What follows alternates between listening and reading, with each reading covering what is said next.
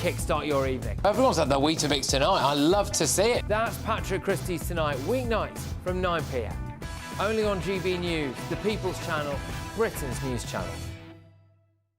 Good Afternoon Britain isn't just about us. The wonderful thing about this programme is it's about everyone watching. It's an interactive programme. Well, there absolutely is something to see here, and we're going to be talking about it more. Whether it's breaking royal news, Will, please bring us up to date. or indeed a particularly punchy speech in the House of Commons, Very, very curious. we bring it to you live, and then we bring you live reaction as well. That's Good Afternoon Britain, weekdays from midday. Only on GB News, the People's Channel, Britain's news channel. Headliners on GB News 11 p.m. every night. It's got 3 top comedians going through the next day's newspapers so you don't have to read them, which is great. That's a good point. He's lying. I mean, maybe he's not lying. That's Headliners every night from 11 p.m. and 5 a.m. as well on GB News, Britain's news channel.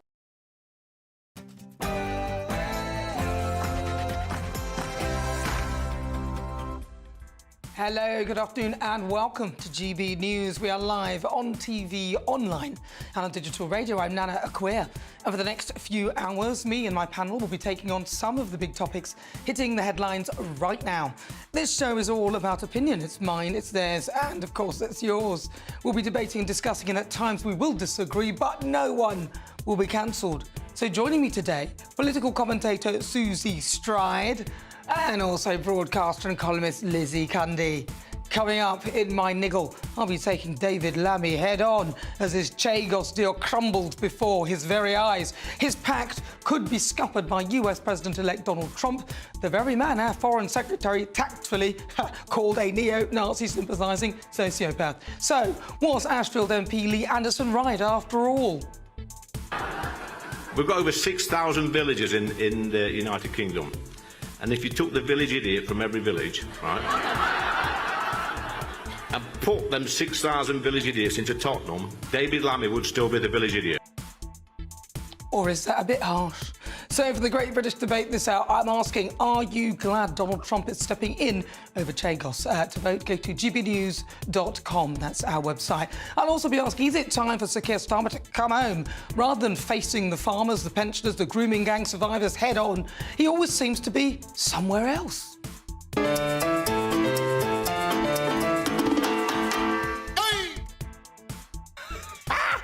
And then for the interview, I'll be joined by Christopher Bride, a double amputee who survived being bombed in Afghanistan. He'll be competing in this year's Invictus Games. It's set to be an inspiring interview you won't want to miss. But before we get started, let's get your latest news with Tatiana Sanchez.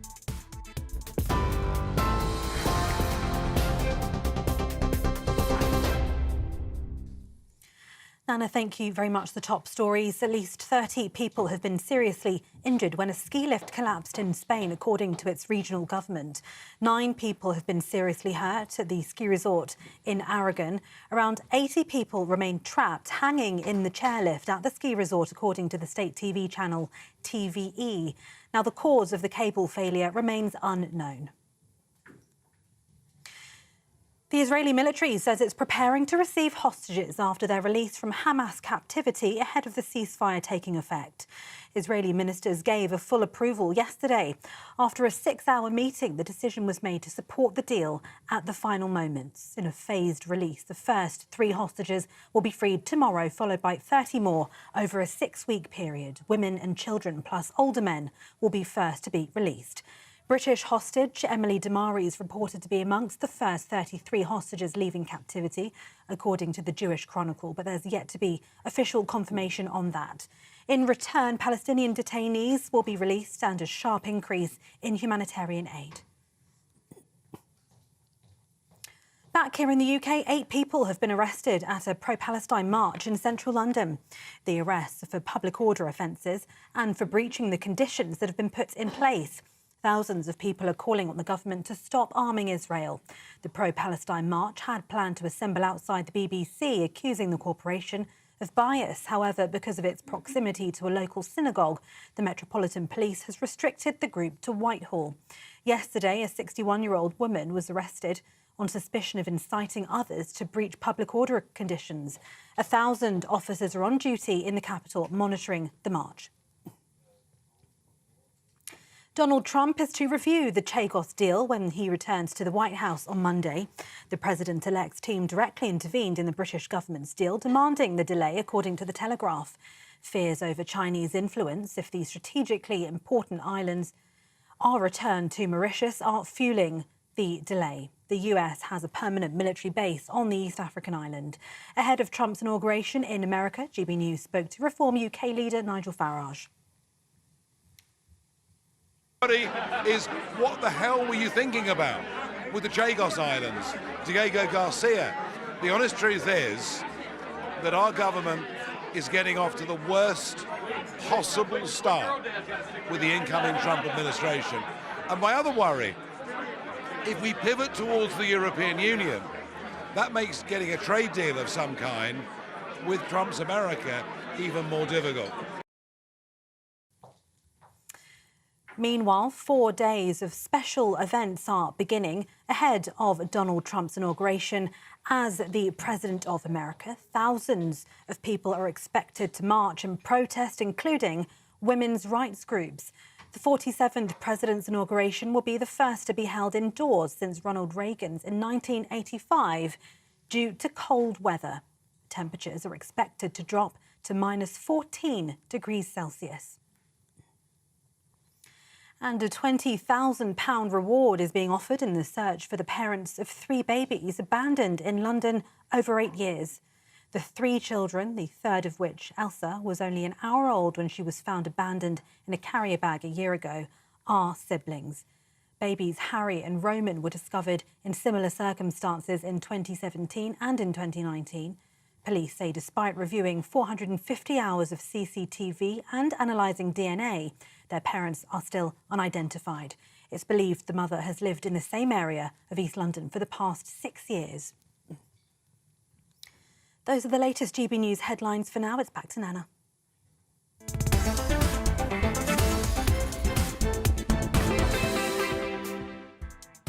Good afternoon and welcome to GB News. Thank you very much, Tatiana. It is fast approaching 7 minutes after 3 o'clock. I'm Nana Akua. Welcome. Now, coming up, we'll get the latest from the Chagos Islands, where Donald Trump's team have directly intervened in the British government's deal. Then, in the Great British Debate this hour, I'm asking, are you glad that Donald Trump is stepping in over Chagos? And the poll is live on the GB News website. You can head over there right now. And there's a group of 8 men who were part of a West Yorkshire grooming gang in the late 1990s have been jailed. I'll be joined by the constituency MP and relentless campaigner Robbie Moore for his reaction. And in my second Great British Debate of the hour, I'll be asking, is it time for Sir Keir Starmer to come home? The Prime Minister has been visiting Poland this week for talks over security pacts, but should he come home and focus on the domestic issues? He also seems to be somewhere else, doesn't he? He's always somewhere else. And I'll be getting the latest on Harry and Meghan whilst with the royal journalist after rumours are that the Duchess has upset her staff so much that, well, they need to get therapy. The irony there. And they're also being accused of being disaster tourists. That's coming up in the next hour. As ever, send me your thoughts, post your comments, gbnews.com/your say.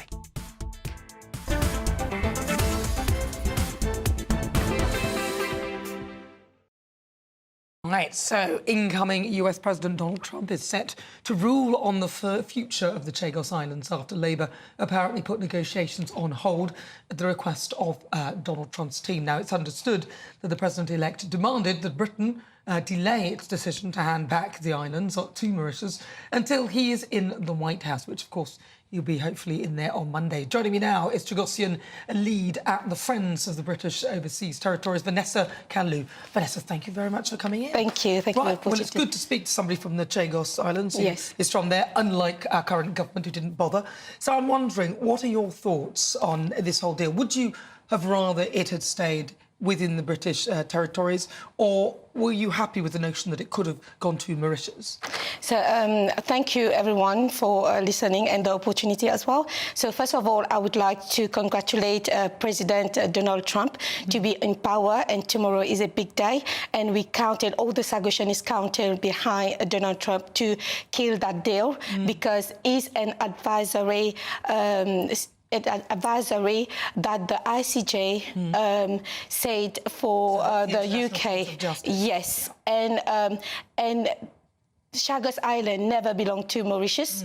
Our people, the indigenous of Sagoshan, is suffering and continues suffering in the hand of Mauritius, and the UK government is not consulting any Sagoshan toward the situation of happening, and is really difficult to get support, UK support, and dealing with officials from Foreign Office to get the support. And Sagoshan continuing fleeing Mauritius because of the penal code that Mauritian government at the time, 2021, to put on the head of Sagoshan, 10 years imprisonment and 5 million rupees if anyone support Sagoshan, support UK sovereignty towards Chagos Island. And if you represent yourself as our flag is a British Indian Ocean territory. On the back. Yes, on the back. Yeah. And then we have, at the moment in Chagos Island, joint military, USA and British citizen, British as well, that they are together, working together. I join. So as Sagoshan, they would like to have a joint sovereignty with UK and USA together and kill that deal with Mauritius.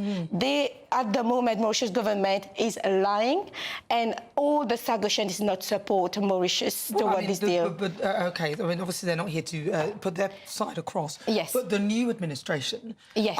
Seem to be more malleable and ready to renegotiate this deal, don't they? It seems that the older administration yes. that you're referring to, who would penalise Chagos Islands, or anyone who supported the idea of it becoming a Mauritian yes. territory, they'd be penalised either by being charged money and put in prison. Yes. But it seems the new administration aren't appearing to continue with this. Is it continue because they continue to do a deal, because what they want is just money in the head of Sagoshan. They've been doing that since 1960, and Sagoshan is suffering here. They are British citizen, and the government, the UK government, they're supposed to be stand up for British citizen and all the British overseas territories, because if they're doing that to us as a overseas territories, part of the 14 overseas territories, they can do it to any overseas territories. Yeah. So that's why with the friend of the British overseas territories, we are together and then just supporting all the overseas territory at the moment is crucial for us. So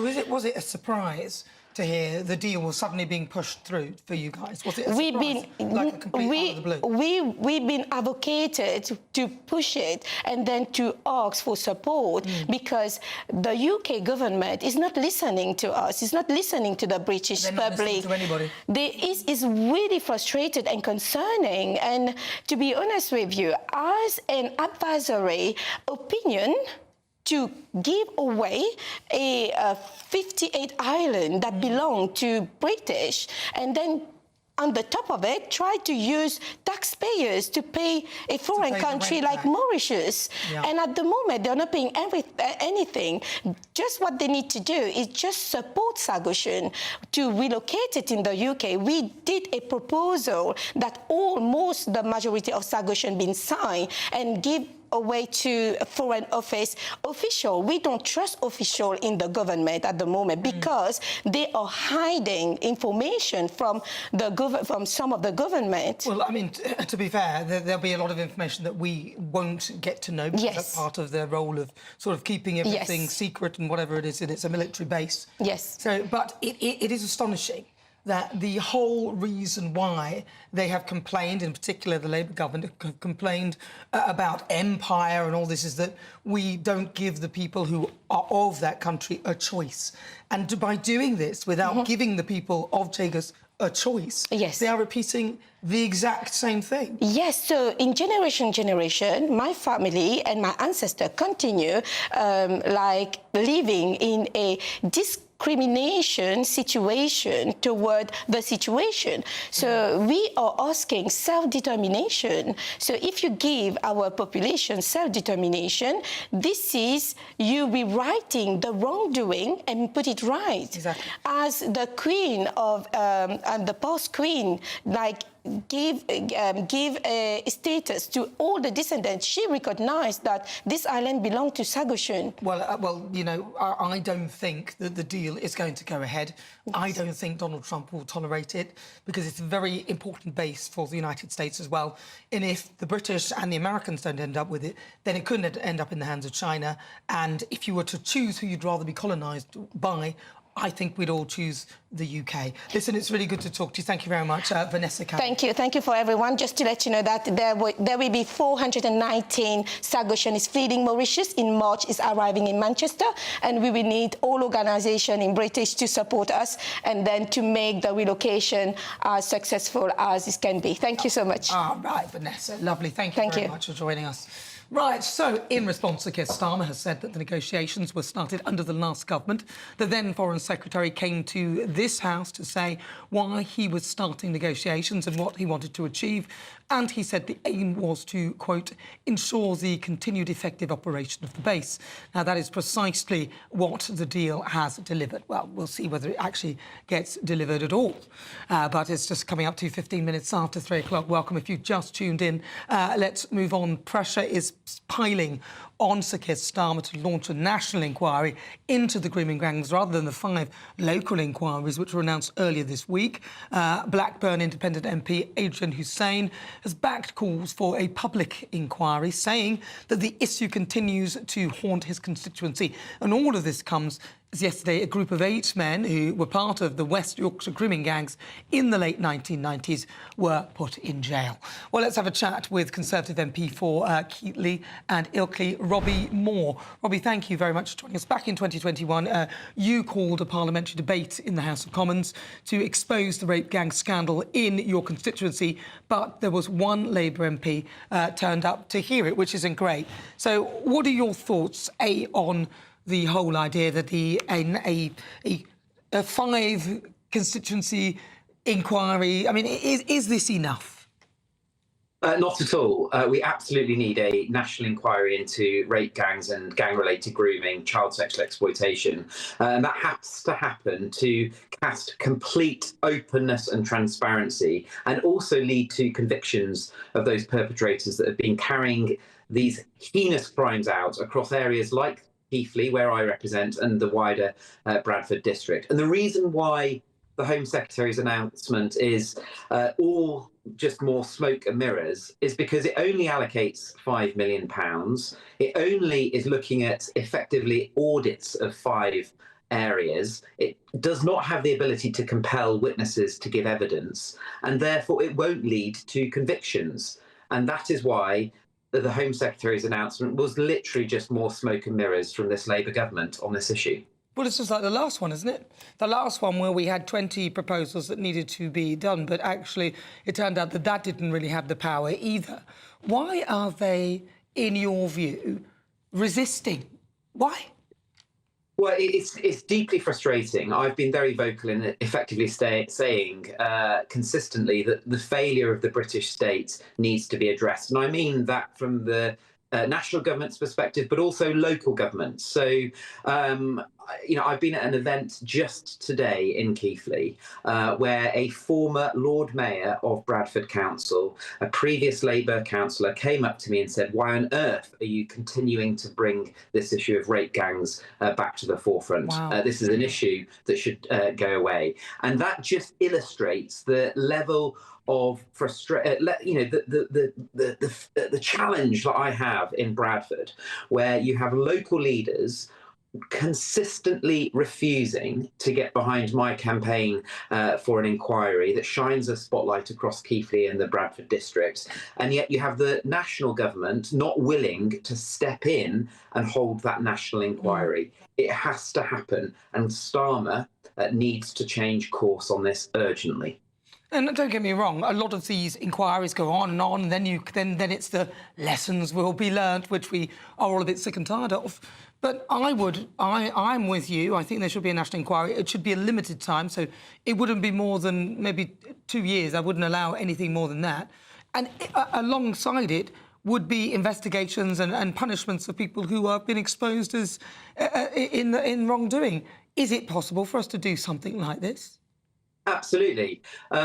Giving credit, for example, for the actions that have taken place in Rochdale, for example. So we saw a specific spotlight shone on Rochdale. It led to 96 men being convicted. We need to make sure that that happens across other areas where there has been concern levels raised, like the Bradford district. There is a motion on Bradford Council on Tuesday next week, where all councillors will be able to vote for a Conservative motion for a national inquiry with a specific spotlight on the Bradford district. I hope that all councillors will vote for that.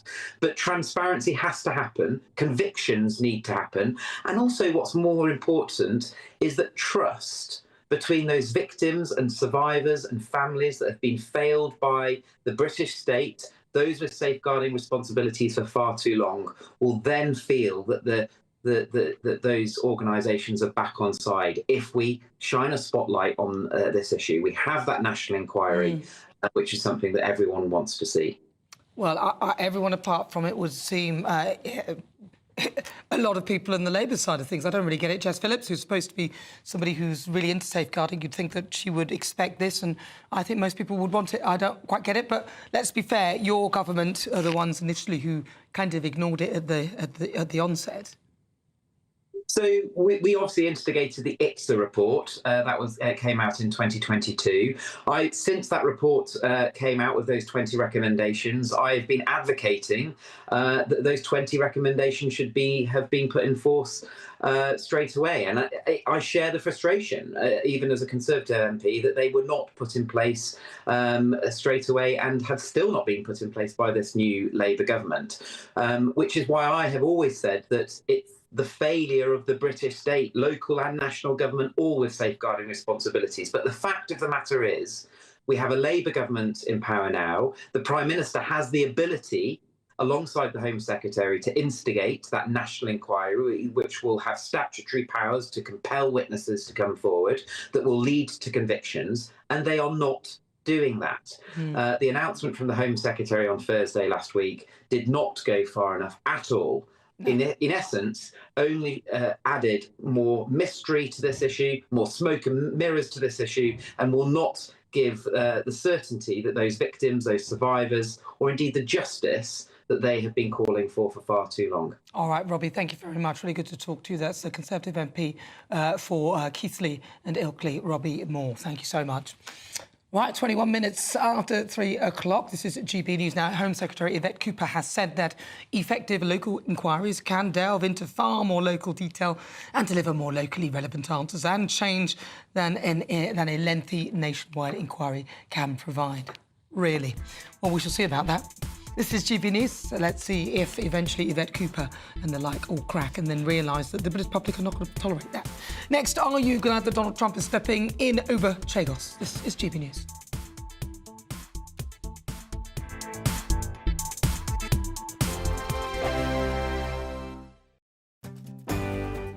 I'm Michael Portillo. This is GB News, the People's Channel, Britain's news channel. Mornings don't have to be tiresome, especially if you have the right company. Wake up to news as it happens, opinion and debate, and of course, a little bit of entertainment too. Because when the kettle's on, we're on. That's Breakfast on GB News, a show worth waking up for. Every morning from 6 a.m. Only on the People's Channel, Britain's news channel. We'll spread the news, you spread the word. Good afternoon, Britain. Weekdays from midday. Lisa, you got in touch with me and you flagged this survey because you were concerned as a parent that your child had been given this to fill out. Yeah, I mean, my daughter came home from school. She was very confused. She was asking why somebody would want to hurt themselves if they were feeling sad or worried about something. So that led to a conversation that we had, and I actually phoned the school and asked them to send me the survey, which with a lot of pushing, they eventually did send me the survey. And when I read through it, I was just completely shocked at the content. The survey says when I'm feeling worried that maybe I should try cutting or harming myself, because it's in the survey, so that must be an option. I've tried everything else, so why not try this? It is astonishing that some of these are young children who are perhaps being introduced to these, these abuses for the first time. Yeah, I mean, there's a list of 17 different types of drugs, some of which I've actually never heard of myself. I mean, the wording on here is, have you ever got high from taking drugs? I mean... And we know that some of these behaviours, self-harm, gender dysphoria, taking drugs, are psychologically contagious. Children do them because they see other children do them, or they find out about them from the internet or from surveys like this.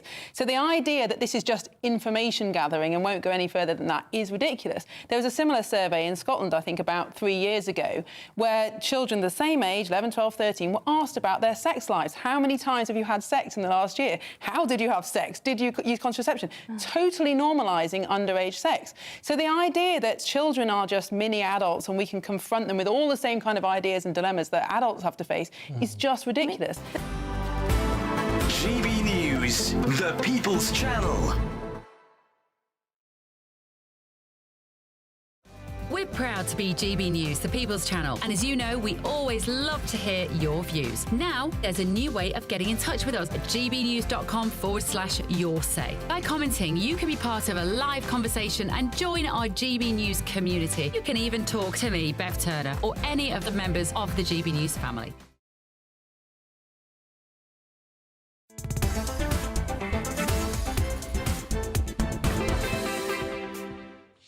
Good afternoon. If you just tuned in, welcome on board. This is GB News. We are Britain's news channel. Hopefully, I shall be hearing from Nigel Farage. He knows he's meant to be here at some point throughout the show, so we'll hopefully go over to him live in Washington, D.C. But if you've just tuned in, great to have your company. It is time now for the Great British Debate this hour. And I'm asking, are you glad that Donald Trump is stepping in over Chagos? Now, the incoming US president is set to rule on the future of the Chagos Islands after Labour apparently put negotiations on hold. They probably didn't have any choice about that, at the request of his team. Thank God for Donald Trump. Or is he an interfering Yank, some people might say? So the Great British Debate this hour, I'm asking, are you glad that Donald Trump is stepping in over the Chagos deal? Well, joining me now is political commentator Susie Stride and also broadcaster and columnist Lizzie Cundy. No singles for you two, sorry. I'm going to start with you, Susie Stride. OK, so surely you, as a Labour person, supporter and activist, you must think that it's... you probably agreed with Keir Starmer pushing that deal quickly. David Lammy.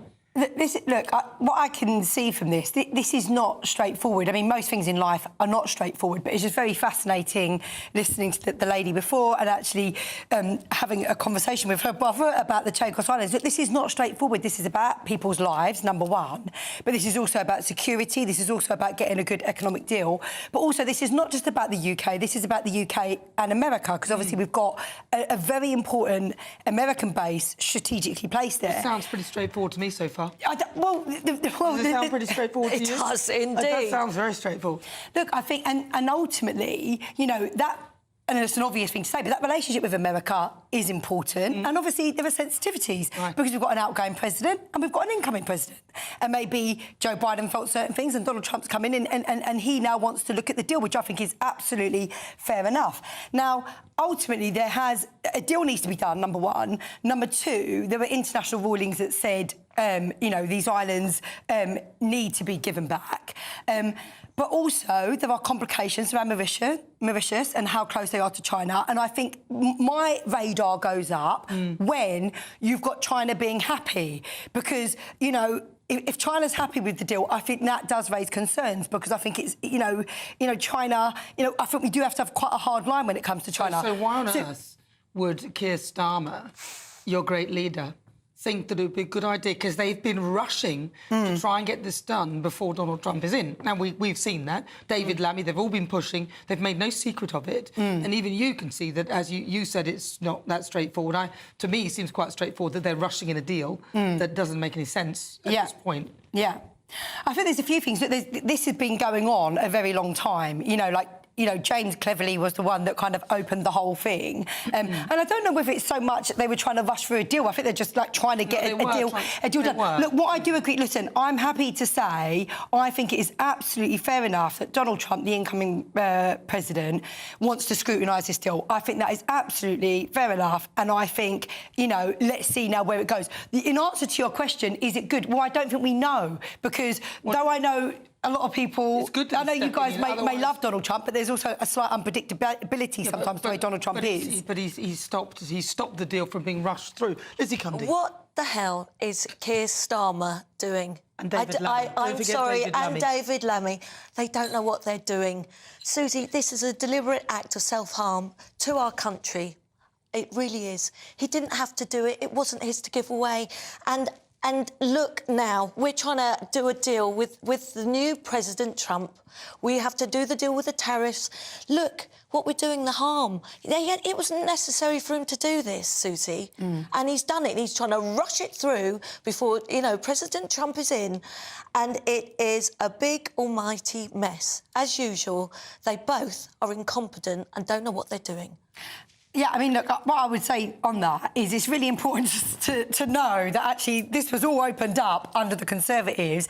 Actually, James Cleverly and Liz Truss, it was agreed that they would go back under Liz Truss. So I don't even know if this becomes a party political thing. This is just a difficult international situation where it's not straightforward because it involves Mauritius, it involves the Chagos Islands. I mean, I think it's really... The thing that I'm really interested also about is the lady that was on before, that there are Indigenous people here that also are very concerned about Mauritius themselves as a country having the islands back because of corruption. So the point is I don't think this... Look, I thank the Lord for Donald Trump for intervening. I really do. Look, it's a remote island in the Indian Ocean, and it is, you know, it's just madness that Keir Starmer would just do this. He's deliberately hurting us as a country. It's going to affect our relationship with America.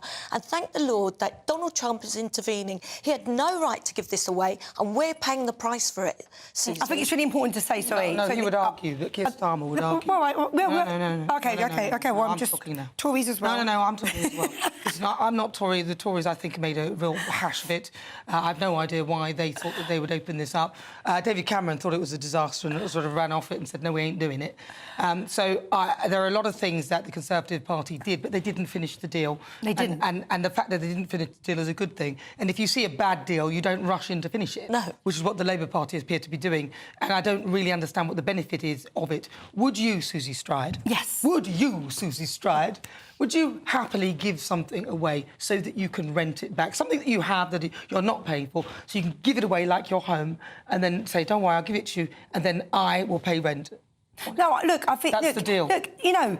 Ridiculous. You know, if this was something like, you know, am I going to borrow my, I don't know, bike to someone? This is an island that's got a 100-year history. It's not as straightforward as that. It is. No. If we just strip it back to the basics of the logic of the deal, it is straightforward. I personally, I don't care what it is, I'm not going to give something away for nothing and then start paying rent on it. It's ridiculous, and that's what they were going to do. But anyway, we'll talk more about that because obviously we've got loads still to come. This is GB News. We're live on TV, online and on digital radio. Coming up, is it time for Keir Starmer to come home? Keir, come home. The only thing that doesn't rhyme with Keir. But we'll think about it. We'll come with something. But first, let's get your latest news headlines with Tatiana Sanchez.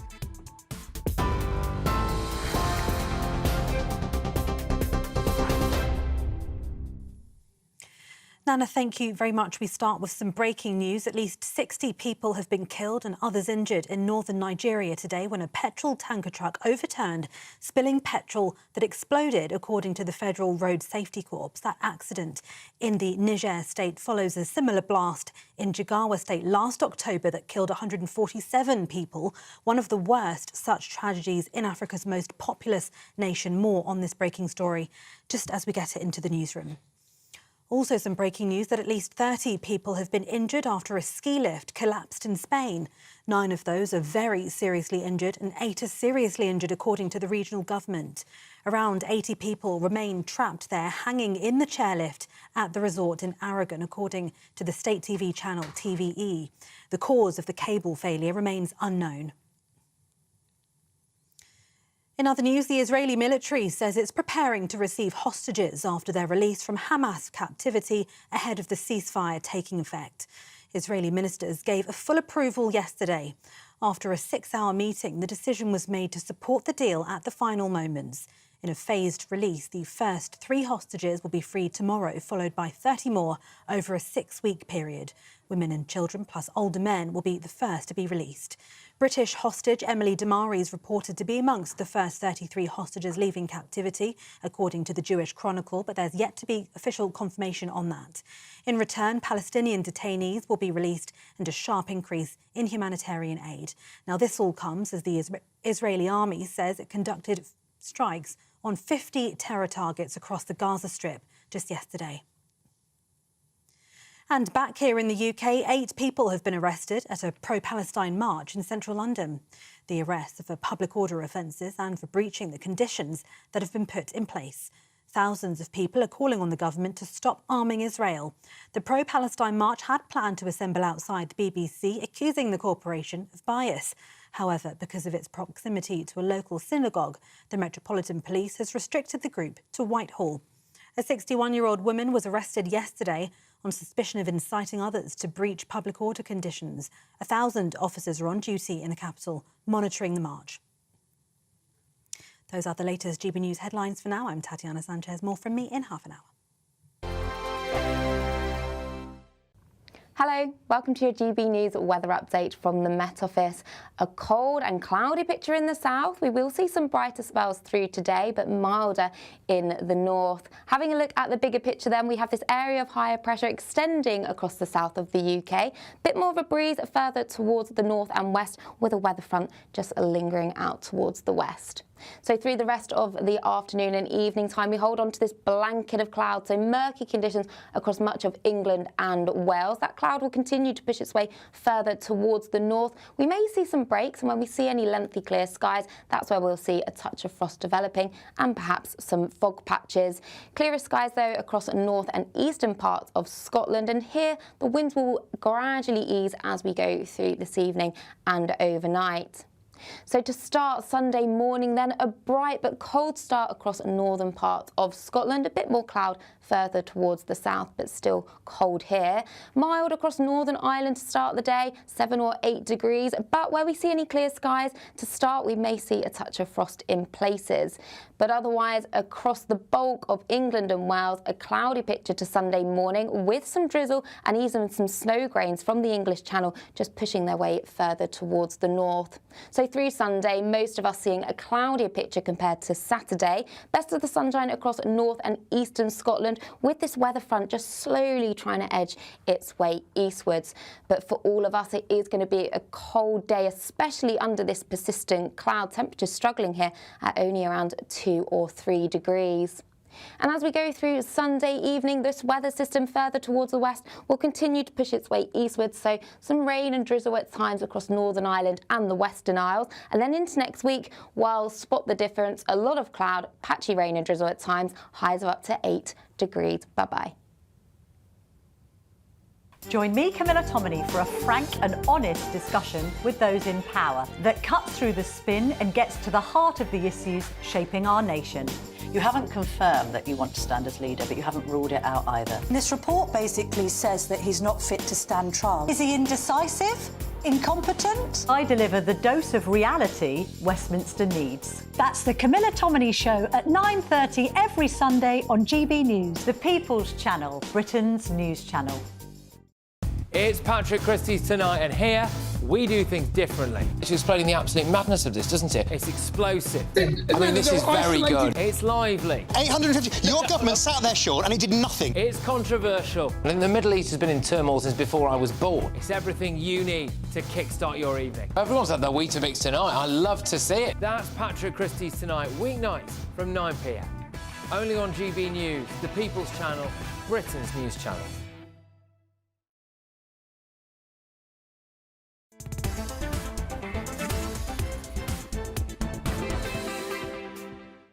It's just coming up to 38 minutes after 3 o'clock. Welcome to all of you. Thank you so much for your company. I'm Nana Akua. Coming up, the Great British Debate this hour. And I'm asking, is it time for Keir Starmer to come home? Now, the Prime Minister has been in Poland this week. And when they said Warsaw, I thought, Warsaw in this country? No. Warsaw somewhere else, as they discussed a new defence treaty between the two countries. Now, since becoming Prime Minister, he's listed at least 15 different countries. But with so many problems back at home, does the nickname Never Here, Keir, ring true?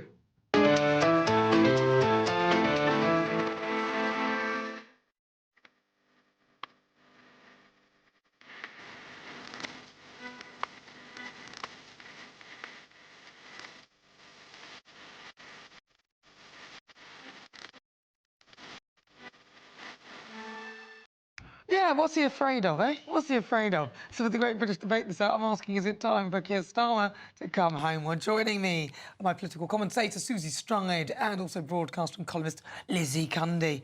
Lizzie Cundy, I have to start with you. Do you like the little skits that we have? Oh, I love it. I'm calling him Air Starmer. He's been on over 17 international trips. He's got the biggest carbon footprint of any Prime Minister in this short time. I mean, what is it? Is he going for the job on Wish You Were Here? He gives Judith Chalmers a run for her money. Honestly, we've got so many problems here. And this happens with Prime Ministers that don't want to face the music. They go away. Tony Blair did it. And I just wonder where he is next.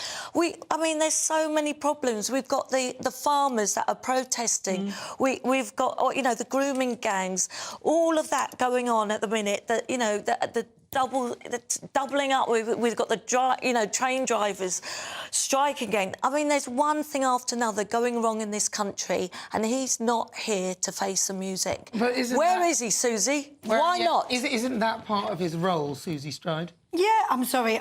Of all the criticisms you might lay at Keir Starmer, I'm sorry, but what else do you want your Prime Minister to be doing? I mean, I'm just like, this is a bit of a joke criticism.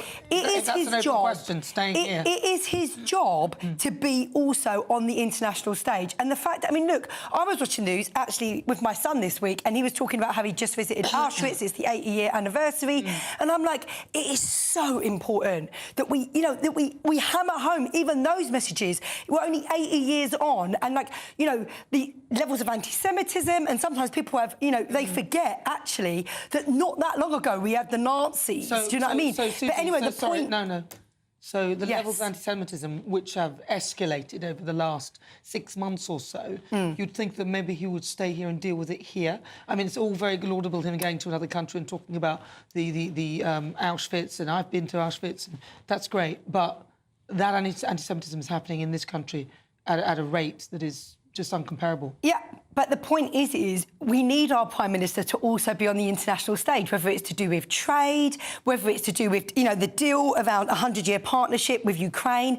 These things are important. You don't want a Prime Minister that's cowering away and not showing Britain to be powerful on the international stage. You are absolutely right. We've got lots of issues in this country that we need to be dealing with.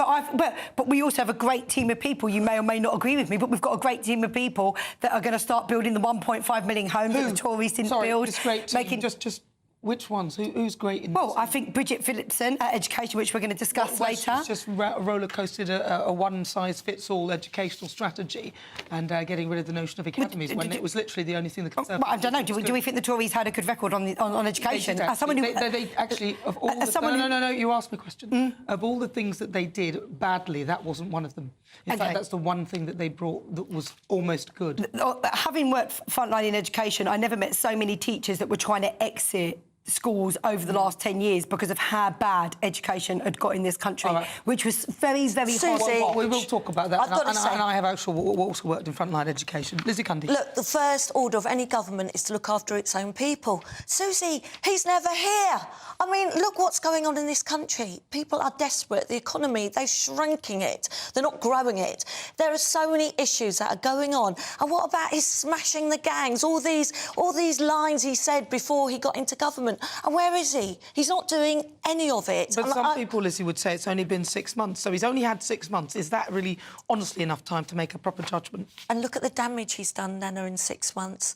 This economy is sinking. How are they going to grow it? All the wealth. hundreds and hundreds of multimillionaires are getting on a plane and leaving this country as quick as possible because they're you know, what they are doing, their tax hikes, everything else. Look what they're doing to the pensioners. Look what they're doing to the farmers. Lizzie, with the National insurance changes. Some people might say, let them go, who cares? I mean, that's a lot of people are saying that. What does it matter? Of course it matters. They don't want to pay the tax, they should go, isn't it? Well, no, because they've been paying tax all this time, employing people. We need the millionaires. We need entrepreneurs. We need our youngsters to look up and say, we'll be rewarded for working hard. And why the wealth being penalised at every corner? And you know what? This country is on its knees, Susie. I think it's a disgrace he's not in this country. He's our Prime Minister. He should be here. First order of any government is to look after his own people. And you know what? He's nowhere to be seen. I mean, I just want to say that if this country's on its knees, and look, I don't agree with blaming everything on... But the point is, we're 6 months in. So if the country's on its knees, that is... Look, any expert would say that is to do with structural problems that have gone on over the last 14 years, from overcrowded prisons. Can't blame on Labour. In 2 years' time, yes, if we've not dealt with it. Sewage in our rivers, can't blame on Labour. In 2 years, then yes, you can. But it's how you deal with it. It's how you deal with it, isn't it? But the point many is... are self-inflicted. Look what he's done. Why give the unions all that money? It is absolutely about how you do it. But I think we are setting the right course. We are going to deal with planning this country. We're going to build the homes. Lizzie Cundy. Setting the right course. Our economy is shrinking. How is it to grow? Tell me how. This government is growing the economy. Honestly, Rachel from accounts looks like a scared rabbit. She can't answer. It's deplorable what they're doing. Look what they're doing to the pensions. They're giving 11.6 billion to foreign aid, climate aid overseas, where our own pensioners are freezing. Susie, there's no excuse for this government, and what it's doing to the farmers, we are in a lot of trouble. We are in a lot of trouble. Well, listen, I mean, the thing is, and I agree the Conservative Party were an absolute disaster. There's no defence for them. They were terrible. They had to go. But in this 6 months, I mean, the winter fuel wasn't something that was on the manifesto, and suddenly it appears. There are other things that are cropping up that weren't on the manifesto. I think that's what people are concerned about, and they can't really blame that on the last 14 years. Yeah, I mean, I've said this before, and I'll say it again. You cannot have quick fixes. We've been in for 6 months. There is no person that would say you can turn a country around in 6 months. That's not what's going to happen. But they're making it worse. This is a great country. It's like a big ship. We're going to turn it around. We're going to build the homes. We're going to invest in schools. We're going to bring the NHS waiting times. Massive thing that affects people's lives, which was a disaster under the Tories. We're going to bring those waiting lists down. We're going to invest properly in healthcare, and there's lots that we're going to do to turn things around in this country. It's not going to take 6 months. No, OK, well, listen, the foundations for those things, and some of them were set by the Labour Party as well, the Labour government, as I remember, if you're talking about the NHS, and let's not forget all the sort of PFI contracts and things that are one of the reasons why a lot of hospitals are in debt. But stay with me, loads still to come. Coming up to 46 minutes after 3 o'clock, this is GB News. Now, if you're in search of some winter sun, then here is the forecast of some of the top European holiday destinations. Ready to soak up that holiday sunshine? Won't we need some cover? No worries. All sorted. All Clear Travel Insurance sponsors GB News Travel Destinations Forecast. For anyone hoping to escape the midwinter gloom in the UK and find some sunshine, well, things are improving across the central Med, but they are deteriorating in Iberia. We've had some decent sunshine, and that continues in Spain. But for Portugal, a band of rain moves in on Sunday, and that will progress across Spain into Gibraltar during the next few days. Meanwhile, this low, which was named Storm Gabri by the Italians, is weakening, so less wind and rain for Italy, but it stays breezy in the Greek islands. All Clear Travel Insurance sponsors GB News Travel Destinations Forecast. Or where you went. Right, next, it's Royal Roundup time. Royal and showbiz journalist Ellen Coughlin will be here with the latest from behind the palace walls you won't want to miss.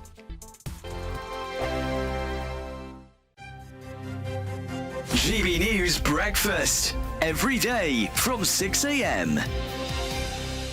Look, if people want to do veganuary, that's all well and good, but it shouldn't be forced on people, should it? Or even strongly suggested by something like the NHS? It's not being forced on anybody. People can choose in the Wirral or any other NH trust that gets involved whether they want to partake or not. What they're doing are promoting the benefits of a vegan diet. Now, you imagine you're the NHS trust. You've got one person dying every 3 minutes from heart disease, and vegans get much less high blood pressure, much less heart disease than do meat eaters. So surely if your job is to promote health, then you should let people know these kind of stats. Vegans get less cancer. Red meat is a class 1 carcinogen, classed by the World Health Organization as processed meat definitely causes cancer of the bowel. So it's just letting people know what the health advantages are of reducing or taking meat completely out of your diet and becoming vegan. You get less diabetes type 2, which is a big problem in the UK, less deaths from stroke, and around 1/5 less of all cancers. Imagine it was drugs that had that kind of impact. People would be hailing it and going, wow, this is amazing. You know, to call it about diversity and inclusion, I just think that's a load of nonsense. This is a move away by public bodies from this compulsory veganism. Look, your speaker from Viva, which is a very hardline animal rights organisation, attempts to talk about the environment and other issues, but really this to them is about animal rights. They don't believe in a world where we should use animals. I completely disagree with the speaker. I respect her right to say that, of course, but I completely disagree. And that's why the NHS and public bodies just shouldn't be getting involved in things that are so controversial. GB News, the People's Channel. Good Afternoon Britain isn't just about us. The wonderful thing about this programme is it's about everyone watching. It's an interactive programme. Well, there absolutely is something to see here, and we're going to be talking about it more. Whether it's breaking royal news, Will, please bring us up to date, or indeed a particularly punchy speech in the House of Commons. Very, very curious. We bring it to you live, and then we bring you live reaction as well. That's Good Afternoon Britain, weekdays from midday. Only on GB News, the People's Channel, Britain's news channel. This January, history will be made again. Join GB News as we bring you full coverage of Donald Trump's presidential inauguration. From the swearing-in ceremony to the celebrations, we'll be there to capture every moment that shapes the next chapter of world politics. With best guests, live updates and unparalleled insight as Donald Trump becomes the 47th President of the United States. The inauguration Monday from 3 p.m. on GB News, the People's Channel, Britain's news channel.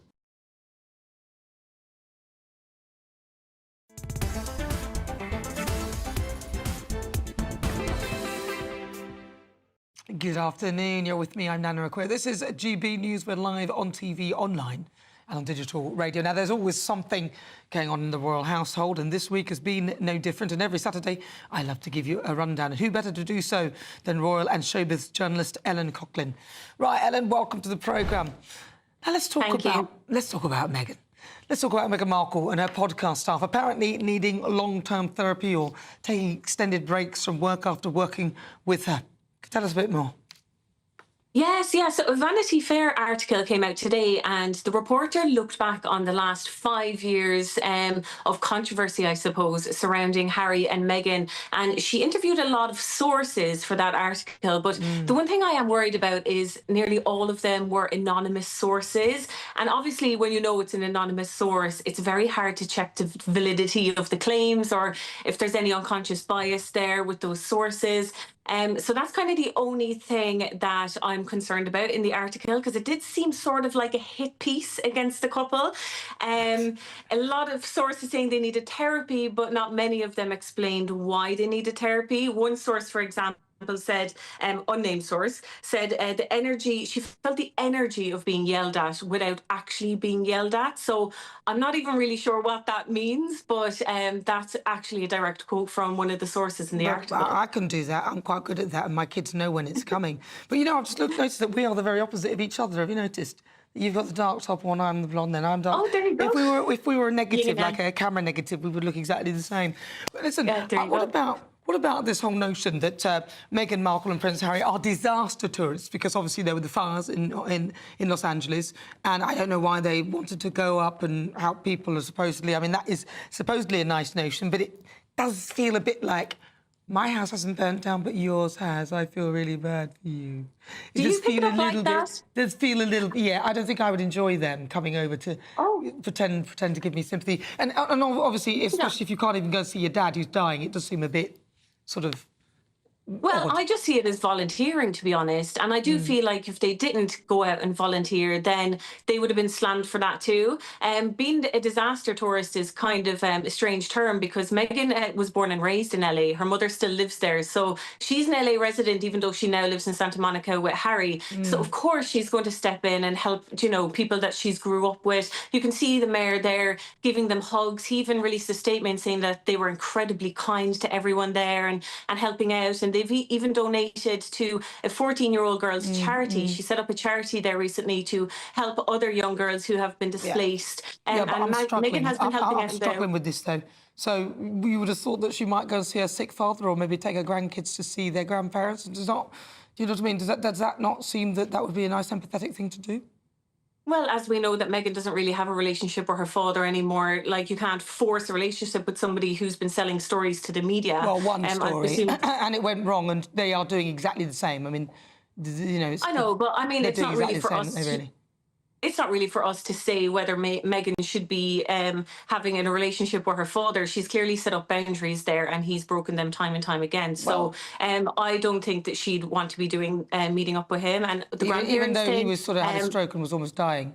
It's just all I'm saying is that, you know, it's very difficult to take these people as being genuine when in their own hearts, when it comes to a member of their own family who may well be dying after a stroke, they don't even bother to see them. Listen, it's really good to talk to you. I've enjoyed our chat, Ellen. We must do it again. Thank you so much. That is Ellen. That is Ellen. She is a journalist and a showbiz reporter. Wonderful. Right, next, it's my niggle. I'm going to take aim at David Lammy's Chagos deal crumbling before his very eyes, and I'll hopefully be joined by Nigel Farage for his views later in the show.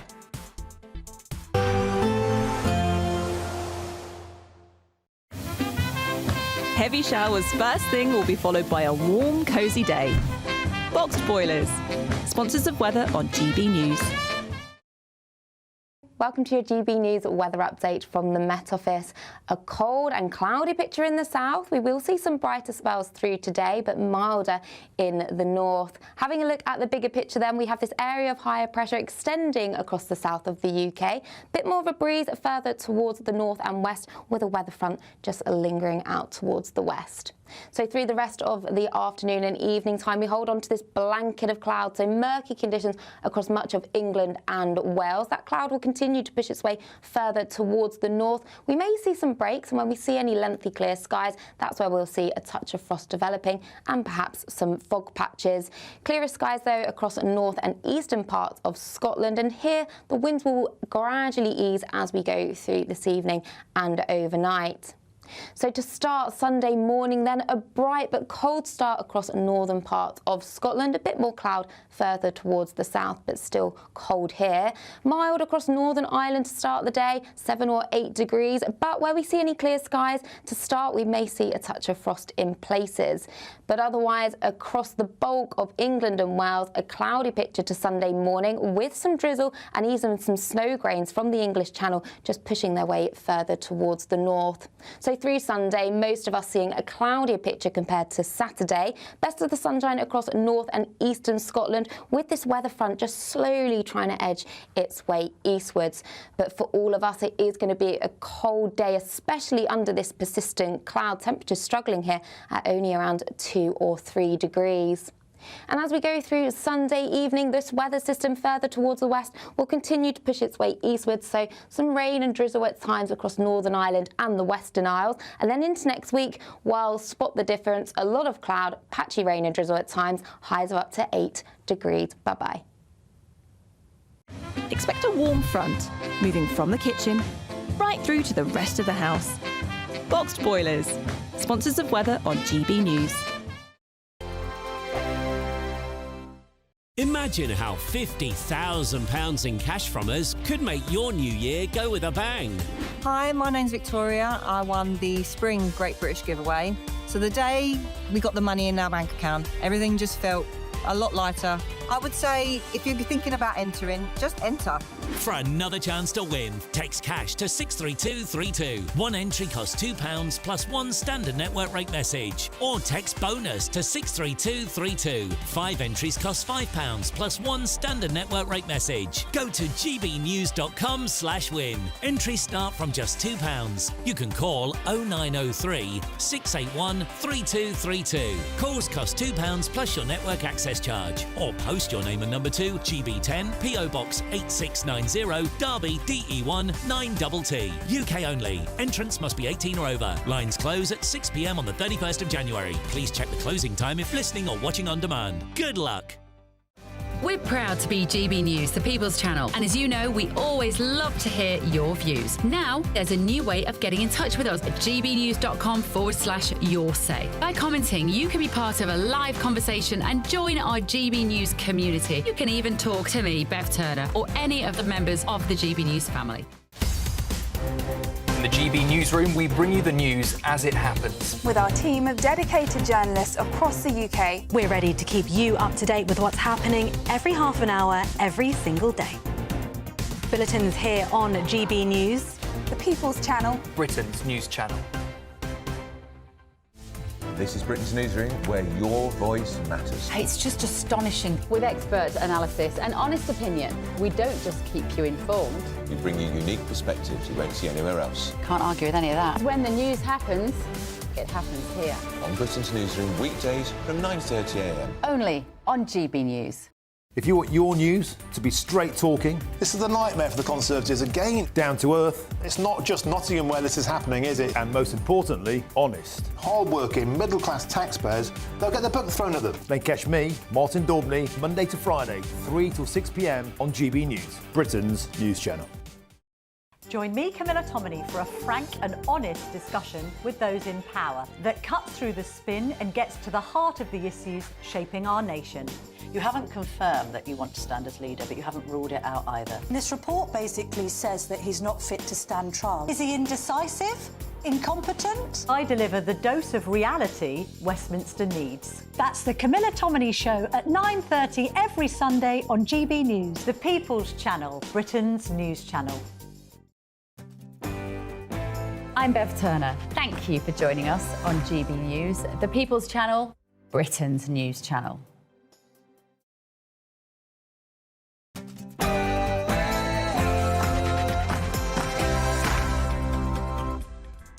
Hello, good afternoon and welcome to GB News. We are live on TV, online and on digital radio. I'm Nana Akua.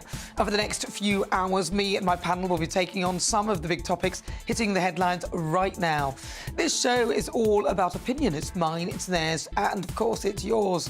We'll be debating, discussing, and at times we will disagree, but no one will be cancelled. So joining me today, political commentator Susie Stride, and also broadcaster and columnist Lizzie Cundy. Coming up in my niggle, I'll be taking David Lammy head-on as his Chagos deal crumbles before his very eyes. His pact could be scuppered by US President-elect Donald Trump, who's reportedly made the government delay the deal. The very man our Foreign Secretary tactfully called a neo-Nazi sympathising sociopath. So was Ashfield MP Lee Anderson right after all? We've got over 6,000 villages in the United Kingdom. And if you took the village idiot from every village, right, and put them 6,000 village idiots into Tottenham, David Lammy would still be the village idiot. Or maybe you think that's a bit harsh. So for the Great British Debate, I've been asking, are you glad Donald Trump is stepping in over Chagos? You can vote live now on the GB News website. I'm also asking, is it time for Sir Keir Starmer to come home rather than facing the farmers, the pensioners, the grooming gang survivors head on? He always seems to be somewhere else.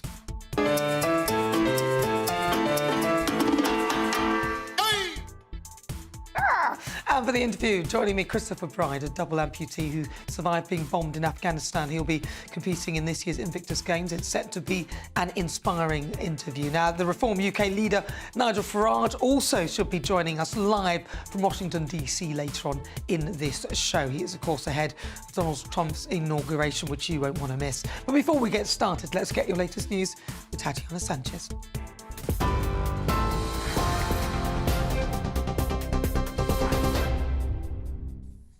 Nana, thank you. The top stories. At least 30 people have been injured after a ski lift collapsed in Spain. 9 of those are very seriously injured and 8 are seriously injured, according to the regional government. Around 80 people remain trapped hanging in the chairlift at the resort in Aragon, according to the state TV channel TVE. The cause of the cable failure remains unknown. In other news, the Israeli military says it's preparing to receive hostages after their release from captivity from Hamas ahead of the ceasefire taking effect. Israeli ministers gave a full approval yesterday. After a 6-hour meeting, the decision was made to support the deal at the final moments. In a phased release, the first 3 hostages will be freed tomorrow, followed by 30 more over a 6-week period. Women and children, plus older men, will be the first to be released. British hostage Emily Damari is reported to be amongst the first 33 hostages leaving captivity, according to the Jewish Chronicle, but there's yet to be official confirmation. In return, Palestinian detainees will be released and a sharp increase in humanitarian aid.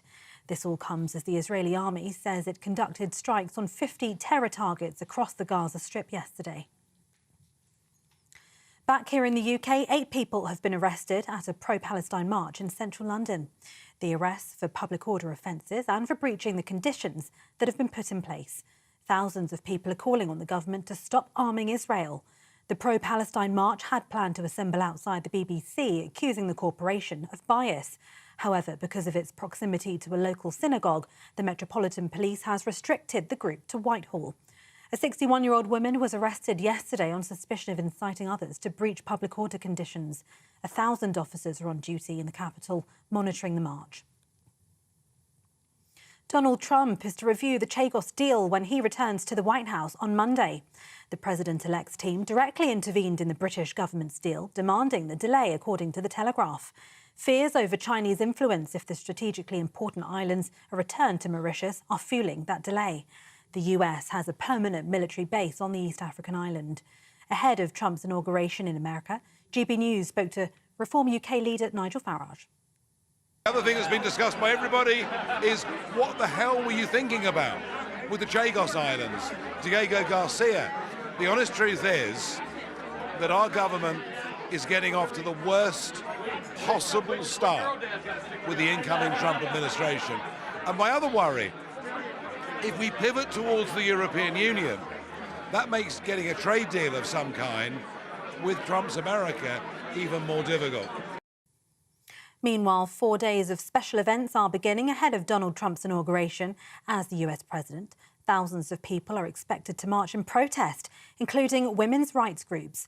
The 47th president's inauguration will be the first to be held indoors since Ronald Reagan's in 1985 due to cold weather. Temperatures are expected to drop to -14 degrees.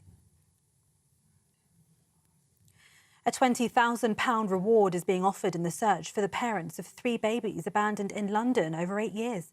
The 3 children, the third of which, Elsa, was only an hour old when she was found abandoned in a carrier bag a year ago, are siblings. Babies Harry and Roman were discovered in similar circumstances in 2017 and 2019. Police say despite reviewing 450 hours of CCTV and analysing DNA, their parents remain identified. It's believed the mother has lived in the same area of East London for the past 6 years. And tributes continue to pour in from the sporting world after the death of Denis Law. A true character, the Manchester United and Scotland player Law scored 237 goals for United. He died yesterday at the age of 84, while earlier GB News spoke to England goalkeeper Peter Shilton. He was just a brilliant player. I mean, he was a lethal finisher, you would say. He was always in the right place at the right time. If as a keeper you drop the ball, he'd be there to knock it in the net. And he was a brilliant player. And those are the latest GB News headlines for now. It's back to Nana.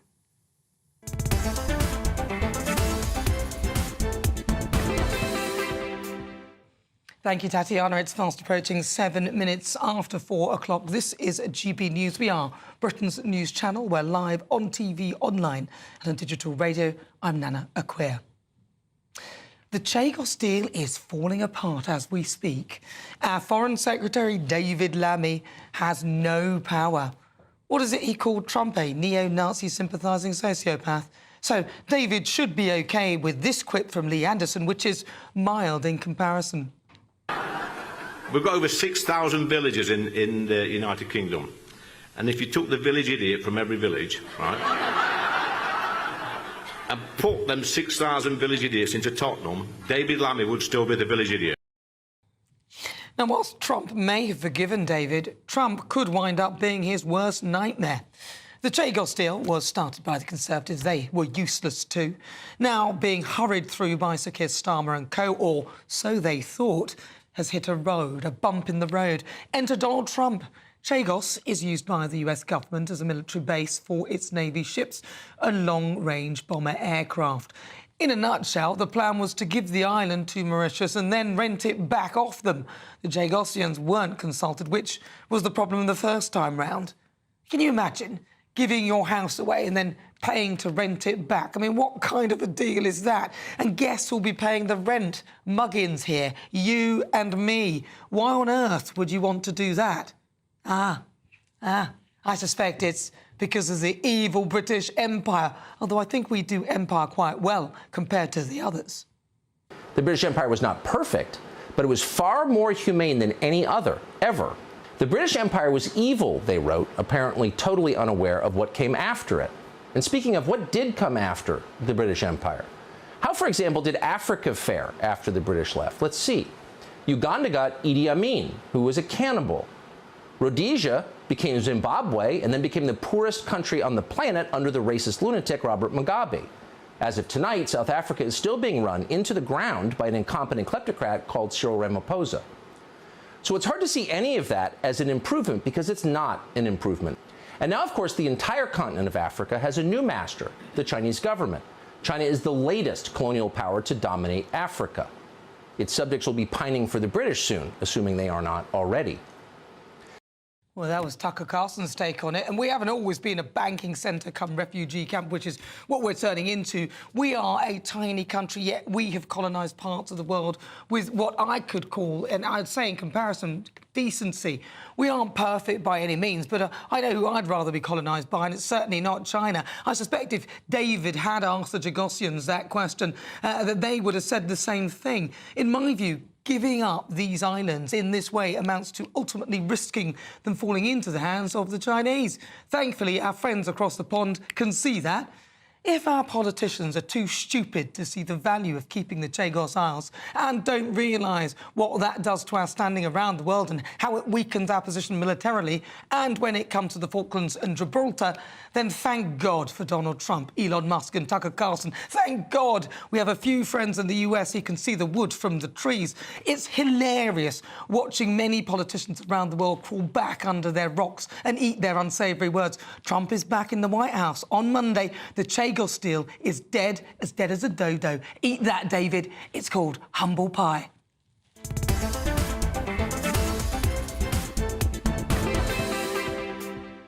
Before we get stuck into the debate, here's what else is coming up today. For the Great British Debate this hour, I'm asking, is Donald Trump good for Britain? As he re-enters the White House, he'll be faced with many challenges, including the UK's turbulent deal with Mauritius over the Chagos Islands. And for the Great British Debate, I'll also be asking, do you trust Labour to reform our education system? Education Secretary Bridget Phillipson seems on a warpath to decolonise our curriculum. In the Pulse, I'll be speaking to Dr. Rennie Honderkamp about the dangers of vaping, and this comes as former Hollyoaks star Paul Dannon has died this week after a health battle with obsessive vaping. All of that on the way. As ever, send me your thoughts, post your comments at gbnews.com/your say.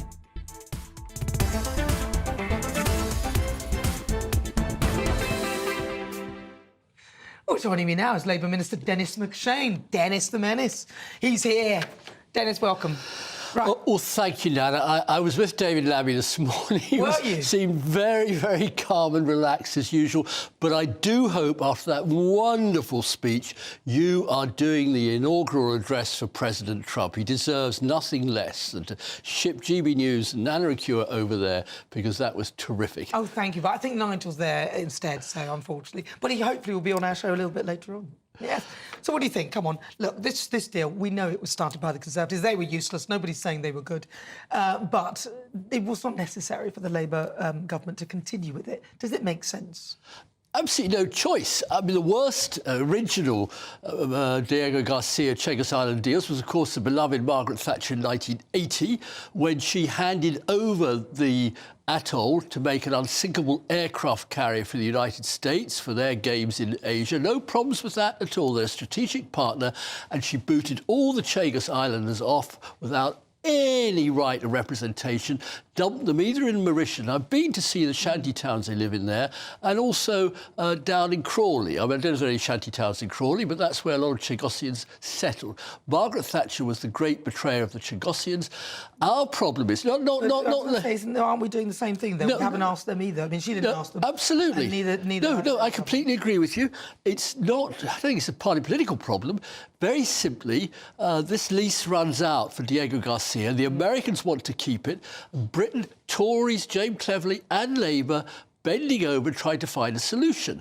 Now, in the middle of these negotiations, we were right to point out it was started by the Tories, somehow some right-wingers. I mean, Nigel needs to get an atlas. China is 7,000 miles away. And it's a similar distance from Africa. Come on. That's irrelevant. They can still come in and they can fire it all up. I mean, if you see what they've done to Africa. If they want to, I accept that they can.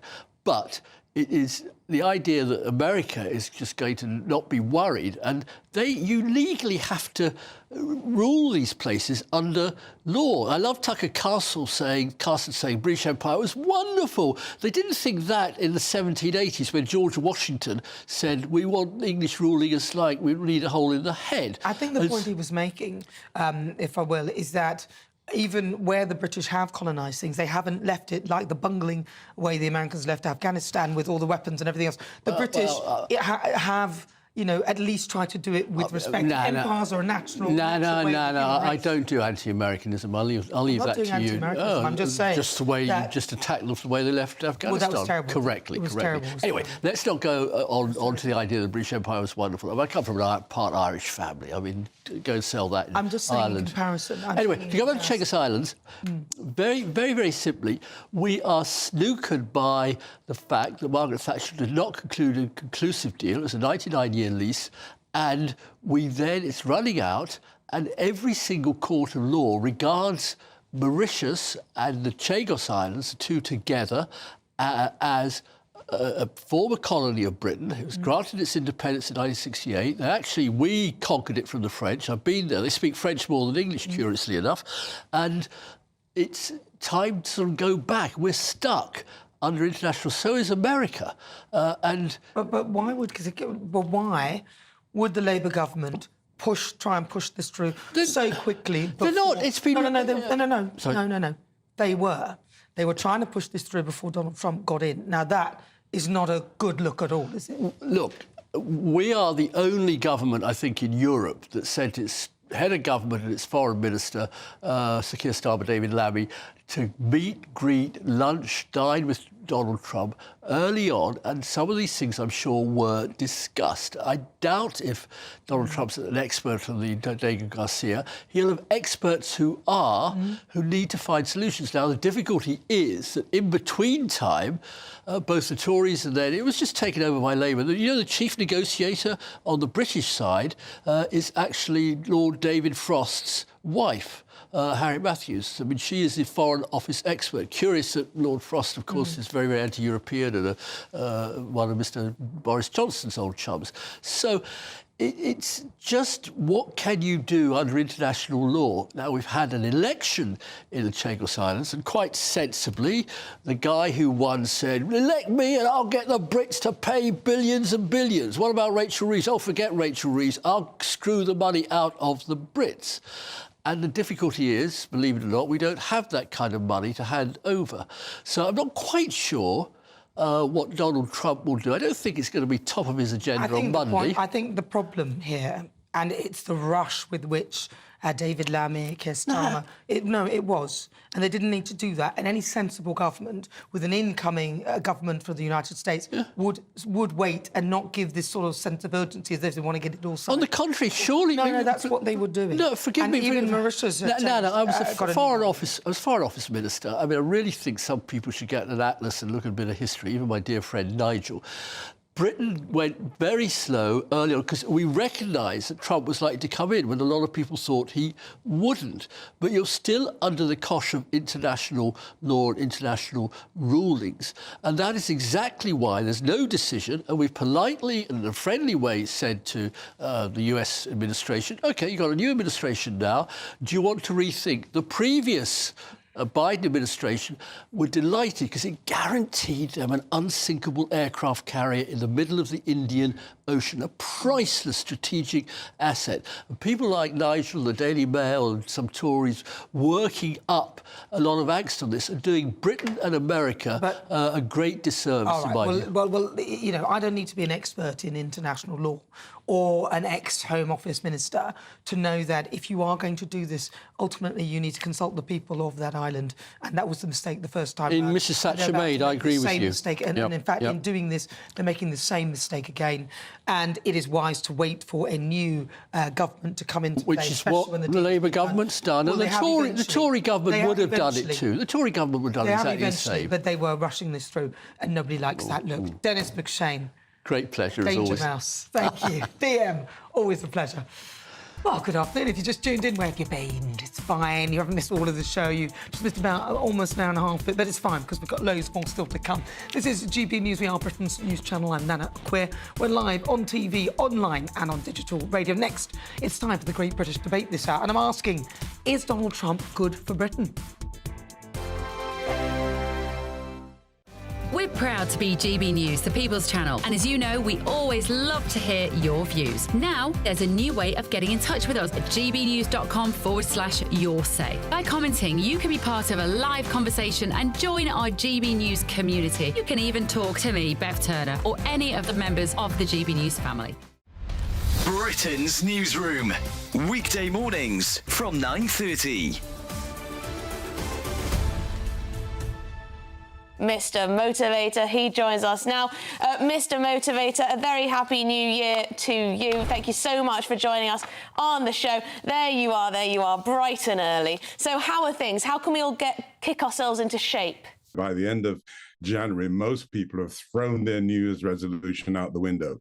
I think what's important is that we make a change for life and we we set ourselves small goals. And as we achieve those goals, then we reward ourselves. And in other words, you want to run 10K, you don't immediately get up and go run 10K, do you? You run between 2 lampposts and walk between 20. If you're not into running, don't choose running. If you're into dancing, that's great. If you're into any kind of movement, that is the way to keep yourself active, healthy, and also maintain your independence. So, Derek, is the point that you keep it manageable and small enough that it's achievable? Why don't we just find 4 exercises that you do for 1 minute each exercise, and you do that 4 times a day?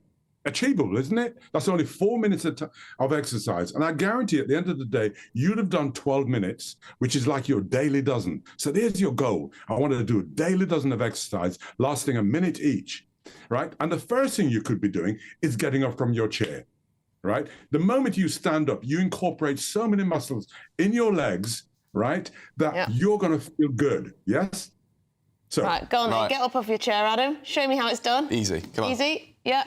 Look at that. No hand. The next thing I want you to do is to reach up real high. And if you bring it down, up I'll and do down. that one. Yeah. For a minute, palms facing. Oh, for a minute? You're not flying a minute.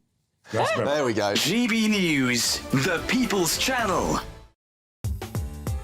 I'm Christopher Hope. From pop stars to politicians, I'll interview anybody in a pub who's got a political opinion. Join me every Friday on Spotify, Apple Podcasts, YouTube or gbnews.com, or wherever you get your podcasts. This is GB News, the People's Channel. Headliners on GB News 11 p.m. every night. It's got 3 top comedians going through the next day's newspapers so you don't have to read them, which is great. It's a good point. He's lying. Maybe he's not lying. That's Headliners every night from 11 p.m. and 5 a.m. as well on GB News, Britain's news channel.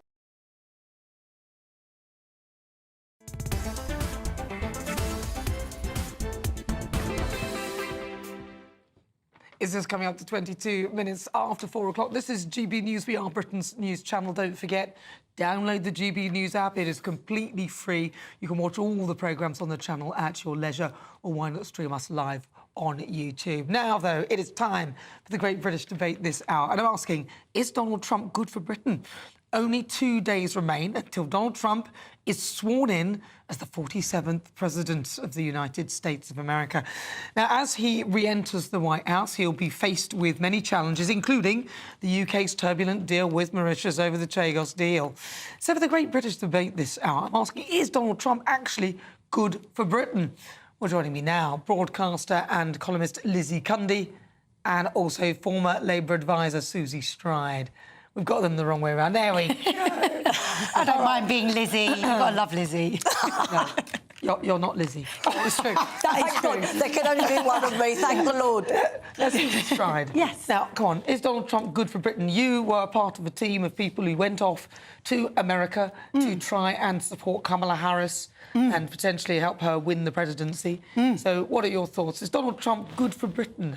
Yeah, I mean, just to say, I wasn't part of a team. I was on holiday in America and went over to Nevada for a few hours to campaign. Just going to put that out. And became part of a team? Yeah, well, I was actually on my own knocking on doors, but would have been nice on your own? Just I was on my own. So you didn't meet any of the Labour activists? Oh, no, it was Mo. Okay. Yeah, you had to meet any of them. So you were actually that confident in that? Wow. You went up, that's even worse. Do you know what I was? That's even worse. No. Do you know what I was? I was like, I wanted to have the experience of campaigning in America, and ultimately that is the side that I come down on, i.e. the moral arc of the universe bends towards justice. However... What did you just say there? The moral arc of the universe bends towards justice, which I think, should be where the Democrats are. But ultimately, they did lose that election for a number of reasons, and also mistakes that they made. And what I do believe, and I've already spoken about this, I think they didn't understand where working class people are at, and so ultimately, they've got to get their act together.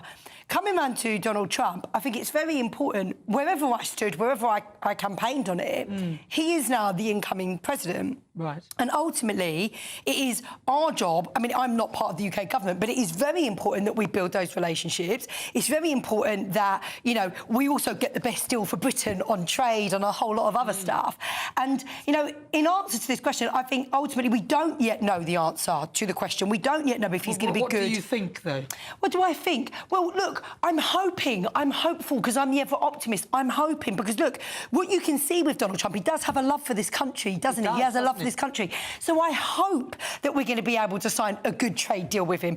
I hope that we're going to be able to work well with him on a number of different issues like defence. Do you think with David Lammy that's possible, especially the neo-Nazi sympathising sociopath that he called Donald Trump? I mean, that's a little bit harsh. Well, I think, look... It's a bit harsh, isn't it? This is what I think, and it's really important to point this out. J.D. Vance was highly critical of Donald Trump. Different. That's different. Well, I don't know if it is, because ultimately they rebuilt a relationship. What we do know is these guys have all had dinner, they've all had lunch, they've all been hanging out together. And the funny thing is, we all know, is once you are in person with someone, you can reset a relationship. You can, but you're a foreign secretary.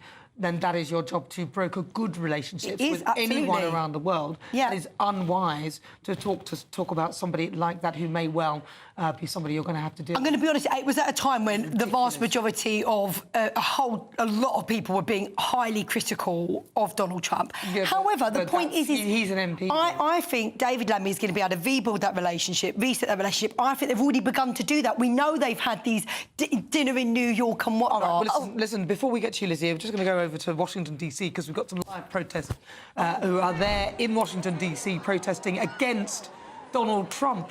And these are anti-Trump protesters. Unbelievable, really. He won in a landslide, in a democratic vote, that Americans were sick and tired of the Joe Biden that was and wasn't there and was probably being run by Barack Obama. So I don't know what they're going to get in return if they got rid of Trump, but at least they are allowed to do this legally, and that is what is happening in Washington, D.C. at the moment. Lizzie Cundy. Well, I have to say, looking at Biden, I mean, this was the biggest Democratic lie ever in political history, where they lied to their own people, to us globally, that Biden was fit for purpose, and he wasn't. And they all knew it. And I'm afraid I was in LA just before the elections, and you know, LA is very liberal, but they had their head in their hands about Harris. She couldn't answer a question. She was stumbling. I can't believe, Susie, you went out there to actually support her on your own back, knocking on doors on your own. That's a worry. Now, I think, I'm just the short-sightedness of David Lammy to say the things he did about Donald Trump. But what about Susie's argument that J.D. Vance had said something a little bit similar and now they're friends? Well, are they friends? Seriously? I think they've got to... I don't think Trump's going to forget what David Lammy said. What about J.D. Vance, though? J.D. Vance, sorry, that's Donald Trump's vice president now. He had made some horrible comments about Donald Trump in a similar vein. Well, they've obviously made it up, but this is a new government. They knew there was a possibility that Donald Trump would be the president. For them to say the things they did so vocally is so short-sighted. In fact, it's appalling. And what they've done is do this service a disjustice, because we've got to get these tariffs right, and we've got to negotiate with them. And we know Trump loves this country. We've seen how he talked about our, the late Queen. It was so wonderful to see. And when Biden came over, he didn't even want to come here. He wanted to stay in Ireland. Do you remember how disrespectful he was? And I just think for you, Susie, to stick up for the Democrats and go out there when really we all knew that Joe Biden wasn't fit for purpose. I mean, I think just to say on that, this is, for 20-odd years, people from the Labour Party have supported the Democrats, people from the Conservatives supported the Republicans. That's a very normal thing. And actually, for our young adults, we want them to get that experience. We don't want our young adults to not have an understanding of American politics. However, I've already said this, what I'm really big on, look, I'm not Prime Minister, but the fact of the matter is or Foreign Secretary for that matter, thank the Lord. It is our job to put personalities aside, and even, look, I've been critical of Donald Trump. For the good of this country, we must build a strong relationship because of the economy, because of security, but that's true. So people like David Lammy making comments like that is unwise. But just to apologise if there are any, because we are showing you pictures live from Washington, D.C. of people who are protesting against Donald Trump taking over on the White House on Monday. And so just to let you know, there may be some banners that have offensive things on them, but we cannot control that. So any apologies in advance if there are any that you catch your eye on and see. But yes, those are live pictures from Washington, D.C. People protesting at the fact that Donald Trump will be taking his seat at the White House on Monday. And, of course, Nigel Farage is there. We'll also be reporting live from there. And you can watch GB News and keep up with everything that's going on. And we are hoping also to catch up with Nigel Farage, who's in Washington, D.C. currently. So, Lizzie Cundy, look, this is the thing. People do say odd things and, politicians do make these ridiculous comments. I mean, Jess Phillips has been complaining about what Elon Musk has said. I have to say, it's not nice, but she's had her own... She's had her own things as well. I mean, some things she said have been really terrible. Do you think it's time to forget about all of that and move on? Yeah, but the thing is, Keir Starmer has shot himself in the foot so many times. I think he's going to, get a chiropodist in his cabinet to work for him. So back on his toes. He should have learned. They kept doing it. And, they backed the wrong horse. It was so short-sighted, and it just sums up this government. One thing after another they're doing wrong. Is Donald Trump good for the United Kingdom, then? Yes, he is, and I think we could learn a lot from him. And he puts his country first, and this is what our own government should be doing. As I said, first order of any government is to look after its own people first of all, and that's what Donald Trump does. And I think there will be peace. And I think under his watch previously, we didn't have any wars, and I think he's going to be instrumental in stopping these. All right, well, listen, Susie Stride, Lizzie Cundy, thank you. What do you think at home? gbnews.com/you'll say. I'm going to read some of those out very shortly, but if you've just tuned in, welcome. This is GB News. We're live on TV, online, and on digital radio. Coming up, The Pulse with Dr. Rennie Honderkamp. We'll be looking at the danger of vaping, but first, let's get your latest news headlines with Tatiana Sanchez.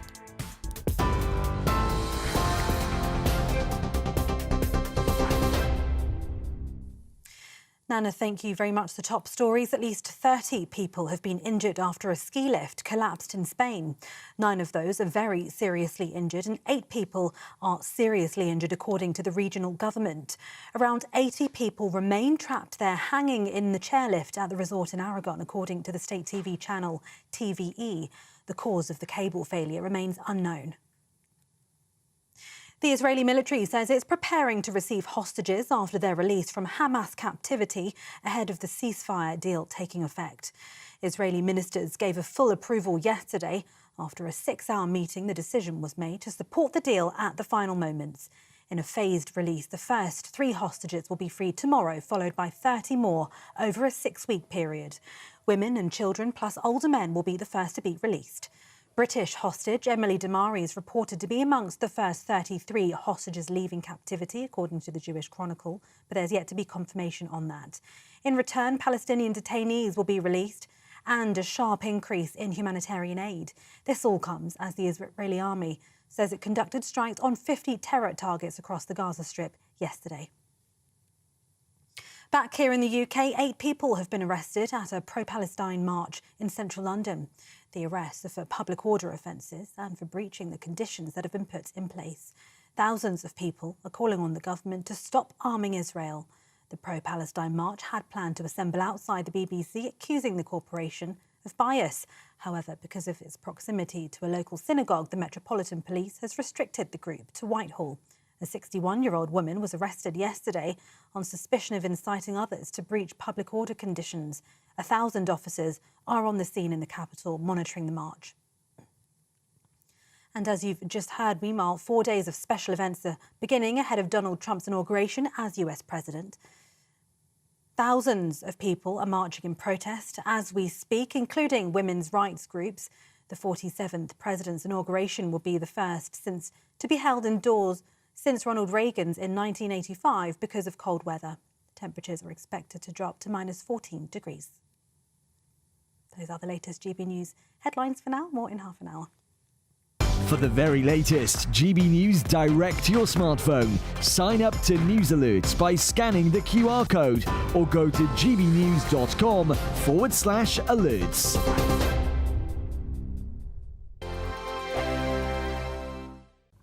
Hello, welcome to your GB News weather update from the Met Office. A cold and cloudy picture in the south. We will see some brighter spells through today, but milder in the north. Having a look at the bigger picture then, we have this area of higher pressure extending across the south of the UK. Bit more of a breeze further towards the north and west, with a weather front just lingering out towards the west.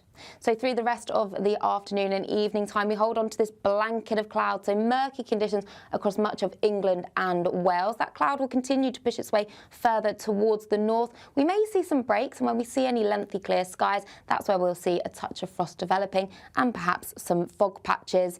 Clearer skies, though, across north and eastern parts of Scotland, and here the winds will gradually ease as we go through this evening and overnight. So to start Sunday morning then, a bright but cold start across northern parts of Scotland. A bit more cloud further towards the south, but still cold here. Mild across Northern Ireland to start the day, 7 or 8 degrees. But where we see any clear skies to start, we may see a touch of frost in places.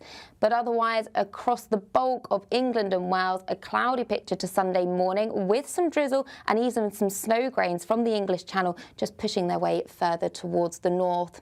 So through Sunday, most of us seeing a cloudier picture compared to Saturday. Best of the sunshine across north and eastern Scotland, with this weather front just slowly trying to edge its way eastwards. But for all of us, it is going to be a cold day, especially under this persistent cloud. Temperatures struggling here at only around 2 or 3 degrees. And as we go through Sunday evening, this weather system further towards the west will continue to push its way eastwards, so some rain and drizzle at times across Northern Ireland and the Western Isles. And then into next week, while spot the difference, a lot of cloud, patchy rain and drizzle at times, highs of up to 8 degrees. Bye-bye. Mornings don't have to be tiresome, especially if you have the right company. Wake up to news as it happens, opinion and debate, and of course, a little bit of entertainment too. Because when the kettle's on, we're on. That's Breakfast on GB News, a show worth waking up for. Every morning from 6 a.m. Only on the People's Channel, Britain's news channel. We'll spread the news, you spread the word. This January, history will be made again. Join GB News as we bring you full coverage of Donald Trump's presidential inauguration. From the swearing-in ceremony to the celebrations, we'll be there to capture every moment that shapes the next chapter of world politics. The best guests, live updates and unparalleled insight as Donald Trump becomes the 47th President of the United States. The inauguration Monday from 3 p.m. on GB News, the People's Channel, Britain's news channel. This January, history will be made again. Join GB News as we bring you full coverage of Donald Trump's presidential inauguration. From the swearing-in ceremony to the celebrations, we'll be there to capture every moment that shapes the next chapter of world politics. The best guests, live updates and unparalleled insight as Donald Trump becomes the 47th President of the United States. The inauguration Monday from 3 p.m. on GB News, the People's Channel, Britain's news channel.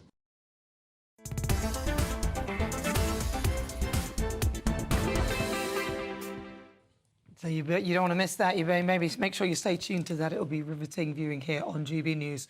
Welcome back. I'm Nana Akua. This is GB News. We're live on TV, online and on digital radio. It's time now for the Great British Debate this hour. And I'm asking, do you trust Labour to reform our education system?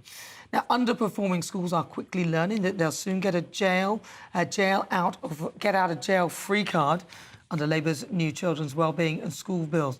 They'll no longer be forced into becoming academies.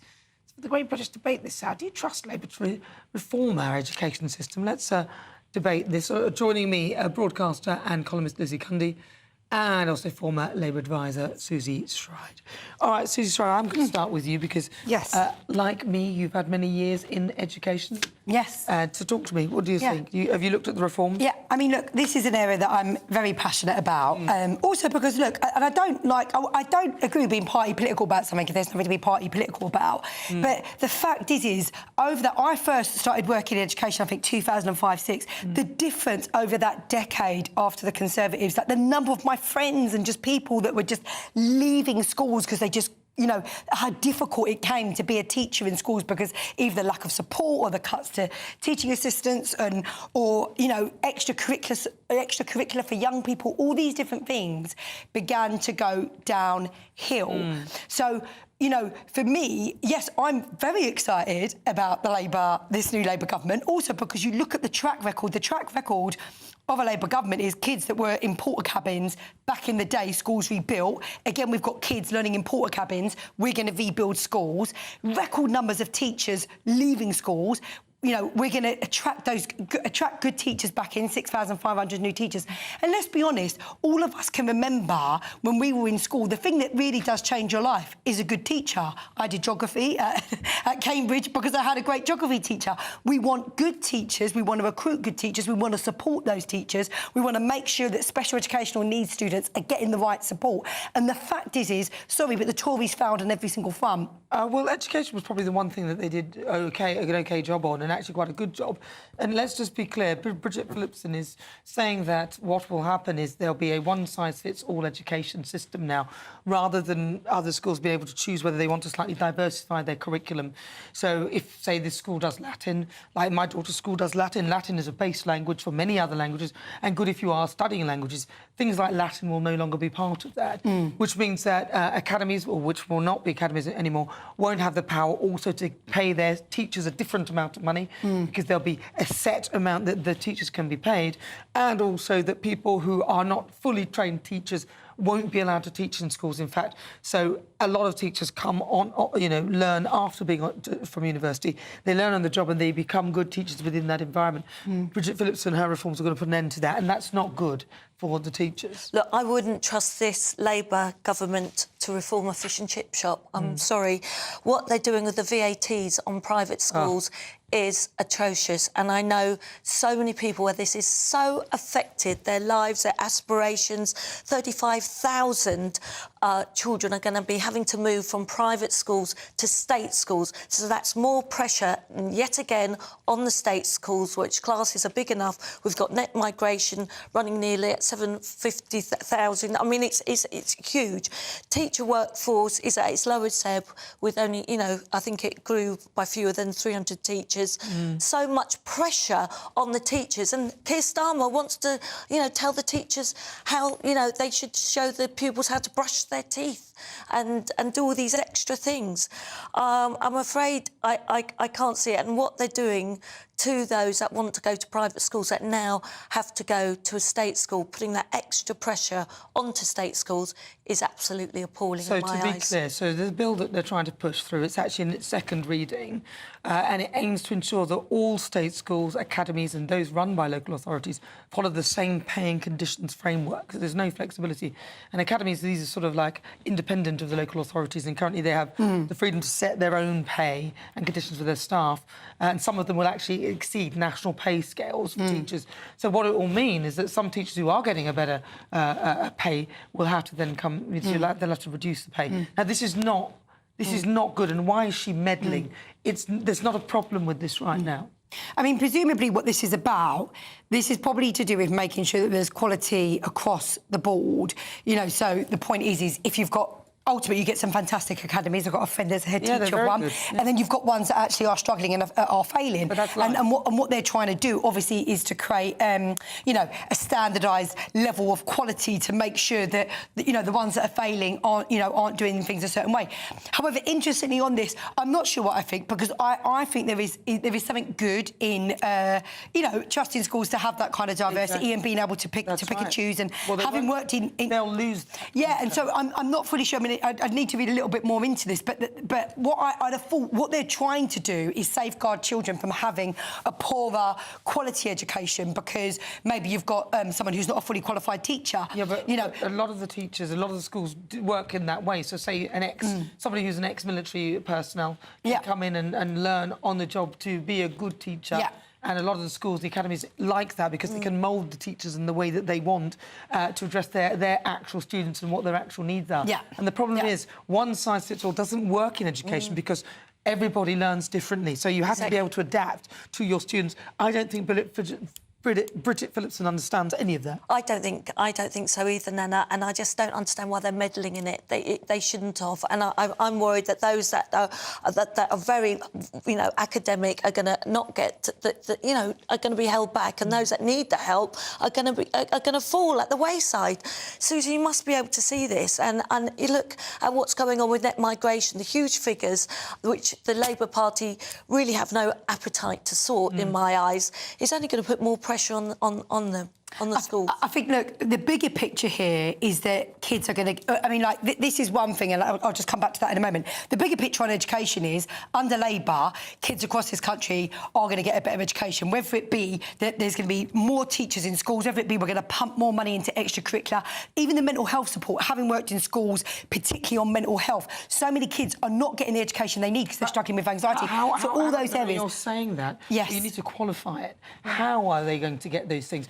If you are removing... So it's mainly special educational needs kids who will find that their education is disrupted because of the VAT increase. Some of the parents won't be able to afford it, so they'll take the kids out. Already, at least 20,000 kids are moving, so that's already one side of it. So they're not going to get a better education, are they? Because they're going to go in an over-flooded, overburdened state school sector, which is a bit of a postcode lottery, to be fair. I mean, on the private schools, you guys have heard me speak about this before, and you won't like what I have to say on it, but interestingly, I agree with someone that I wouldn't thought I'd ever agree with, which is Michael Gove, who says, why are we giving some of the most privileged people in the country a 20% discount on education? No, they're not getting a discount on education because the parents are actually already paying about £7,500 per pupil for their kids not to go into the state sector. So they're not getting... I don't know why there seems to be this delusion that people who are paying twice are getting a tax break. They're not. And actually, if we had ironically stayed in the EU, this would not be allowed because there's no VAT on education for good reason. It's failed in Greece, where it was tried. It's failed everywhere. And parents, it doesn't mean that they're wealthy. They have such sacrifices. My friend has 4 jobs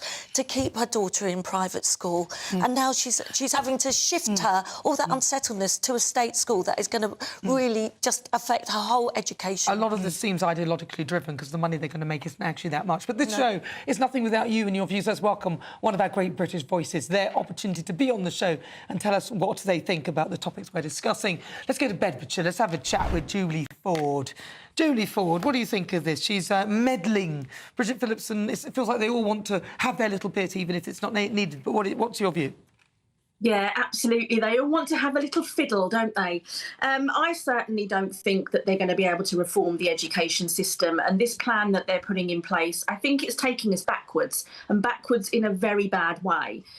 At the moment, education is developing to understand that people learn differently, as you've already mentioned, but also that there are children out there that need additional support and learn in a completely different way to the normal mainstream way of working. That isn't going to be able to be done in this new regime that they're putting forward. And especially with the teachers being taught to train at the same level, all being paid to the same standard. Surely you want people with specialisms and expertise in certain areas of education. If you take that away, the education system won't improve, it will just deteriorate. Well, we'll end up with a load of automatons all doing the same thing, same thing, going... Very good. Thank you very much, Julie Ford. Really good to talk to you. That is Julie Ford in Bedfordshire. Yes, the last thing we want. I don't think that these people know what they're doing. They've got their hand on the tiller. They've got literally no opposition. It is quite frightening. But what do you think? gbnews.com/ you'll say, am I totally wrong? Coming up, it's The Pulse with Dr. Rennie Honderkamp. We'll be looking at the dangers of vaping. But first, if you're in search of some winter sun, here are the top forecast areas in around Europe. Can't wait to get in that sea. Lovely and warm. Just like the feeling of having great travel insurance. All Clear Travel Insurance sponsors GB News travel destinations forecast. For anyone hoping to escape the midwinter gloom in the UK and find some sunshine, well, things are improving across the central Med, but they are deteriorating in Iberia. We've had some decent sunshine, and that continues in Spain. But for Portugal, a band of rain moves in on Sunday, and that will progress across Spain into Gibraltar during the next few days. Meanwhile, this low, which was named Storm Gabri by the Italians, is weakening, so less wind and rain for Italy, but it stays breezy in the Greek islands. Insurance sponsors GB News travel destinations forecast. Good Afternoon Britain isn't just about us. The wonderful thing about this programme is it's about everyone watching. It's an interactive programme. Well, there absolutely is something to see here, and we're going to be talking about it more. Whether it's breaking royal news, Will, please bring us up to date, or indeed a particularly punchy speech in the House of Commons. Very, very curious. We bring it to you live, and then we bring you live reaction as well. That's Good Afternoon Britain, weekdays from midday. Only on GB News, the People's Channel, Britain's news channel. GB News Breakfast, every day from 6 a.m. Tell us about the backlash situation, first of all. Yeah, so the Duke and Duchess of Sussex visited a local food distribution centre, handing out food parcels to those who have been displaced or emergency service workers as well. And they happened to be captured by a local news crew. I think it was a Fox news crew. It's part of World Central Kitchen. That's a charity that they have supported for a number of years now, who've been doing this food distribution things. Whether or not it was a photo op, it's really unclear. I don't think we're ever going to get the answer to that. They didn't look like they were made up to look glam for the television. It looked genuine, but of course we know Meghan is an actress as well. So I'll let you make up your own mind on that one. But then we found out very late last night that the Duchess has asked Netflix to postpone her new lifestyle programme, and the Duchess has released a statement actually, and she says, "I'm thankful to my partners at Netflix for supporting me and delaying the launch as we focus on the needs of those impacted by the wildfires in my home state of California." She thinks it would be inappropriate to launch a glossy programme where she's in a $5 million mansion cooking food. It's an 8-part series, and hopefully by that time these fires will be well and truly extinguished. Well, they're also getting criticism in the US as well from Jason Bateman's sister, that's the actor, talking about that photo opportunity that people are calling it, saying that Meghan Markle and Harry are no better than ambulance chasers, and they're disaster tourists. It is difficult, isn't it, for Meghan and Harry trying to find their place in the world. Are they media, entertainment personalities, celebrities, and doing Netflix and all the rest of it? Or are they going to be humanitarian workers like perhaps being members of the royal family would be? And I think at the moment they're kind of straddling those two different worlds, aren't they? GB News, the People's Channel. Join me, Camilla Tominey, for a frank and honest discussion with those in power that cuts through the spin and gets to the heart of the issues shaping our nation.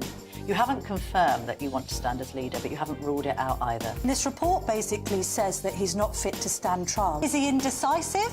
Incompetent? I deliver the dose of reality Westminster needs. That's the Camilla Tominey Show at 9:30 every Sunday on GB News, the People's Channel, Britain's news channel.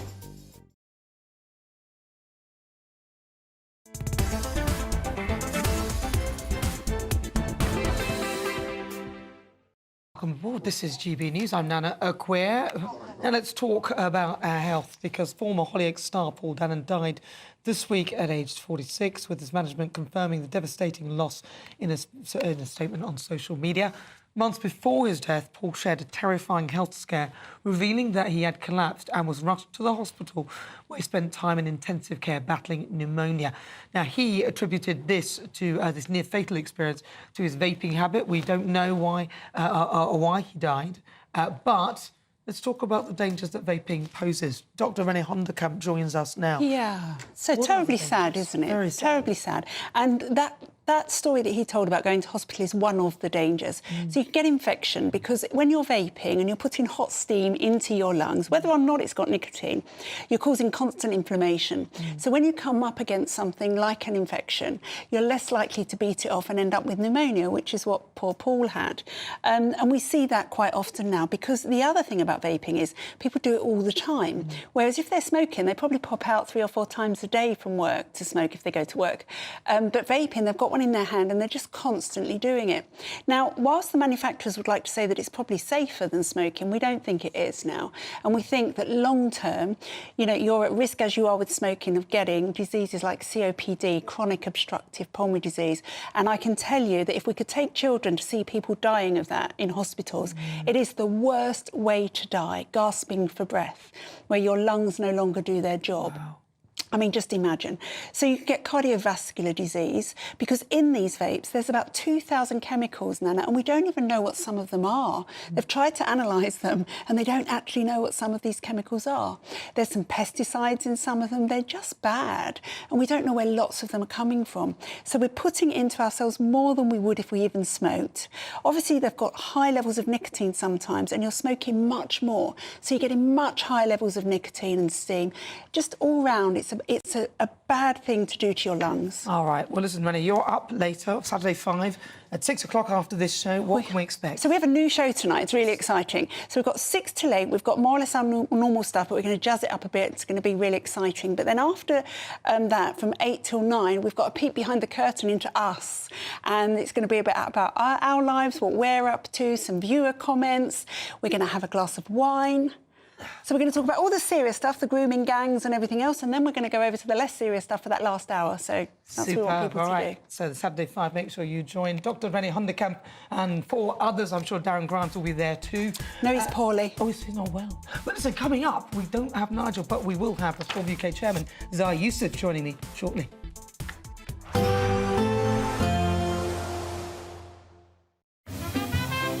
Heavy showers first thing will be followed by a warm, cosy day.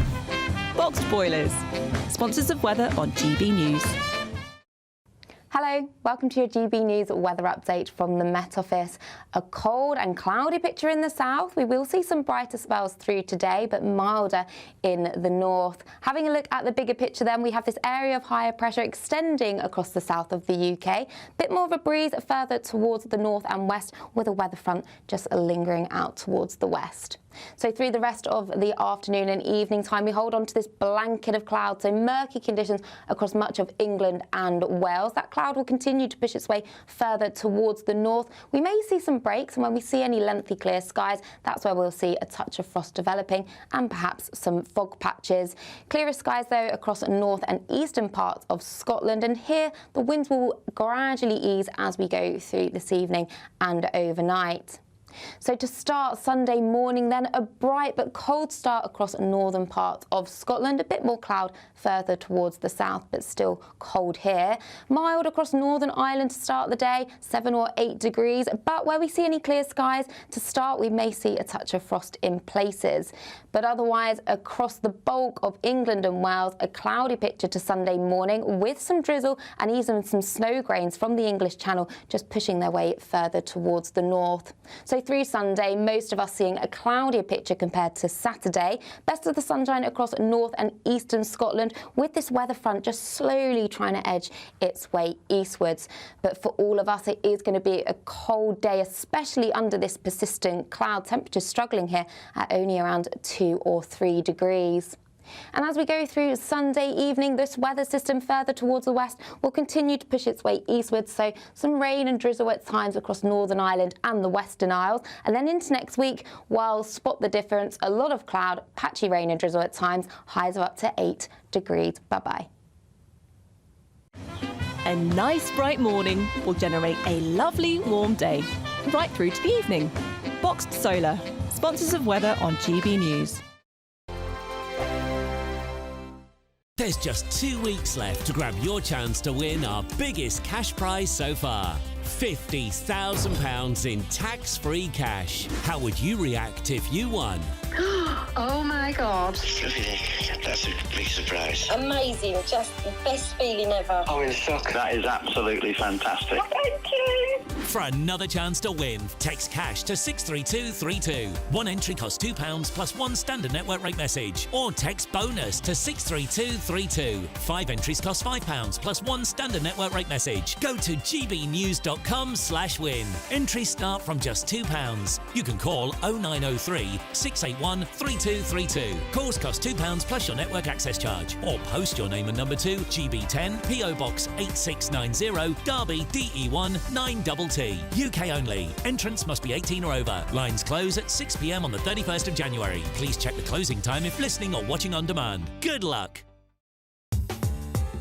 I'm Christopher Hope. From pop stars to politicians, I'll interview anybody in a pub who's got a political opinion. Join me every Friday on Spotify, Apple Podcasts, YouTube or gbnews.com, or wherever you get your podcasts. This is GB News, the People's Channel. In the GB Newsroom, we bring you the news as it happens. With our team of dedicated journalists across the UK, we're ready to keep you up to date with what's happening every half an hour, every single day.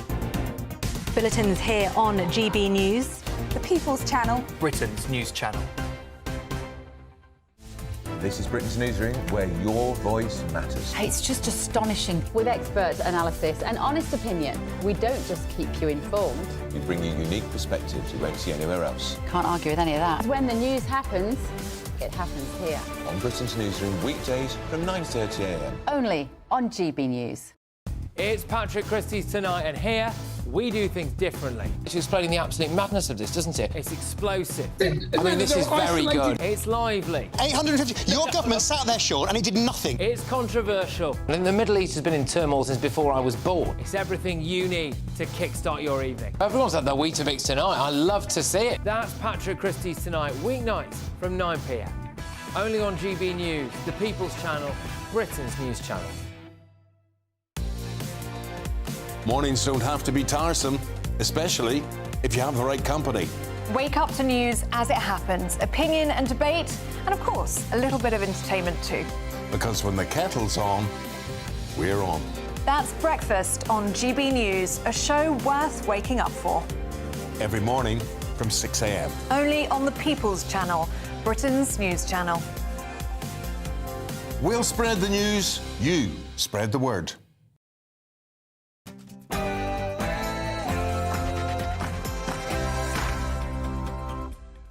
Hello, good afternoon and welcome to GB News. It's 5 o'clock. We are live on TV, online and on digital radio. I'm Nana Akua. And for the next hour, me and my panel will be taking on some of the big topics hitting the headlines right now. This show is all about opinion. It's mine, it's theirs, and of course it's yours. We'll be debating, discussing, and at times we will disagree, but no one will be cancelled. So joining me for the next hour, political commentator Susie Stride, and also broadcaster and columnist Lizzie Cundy. In my niggle, I took on David Lammy as his Chagos still crumbles before his very eyes. If you missed it, you can head over to gbnews.com to catch it. His pact could be scuppered by US President-elect Donald Trump, who's reportedly made the government delay the deal. The very man our Foreign Secretary tactfully called a neo-Nazi sympathising sociopath. So was Ashfield MP Lee Anderson right after all? We've got over 6,000 villagers in the United Kingdom.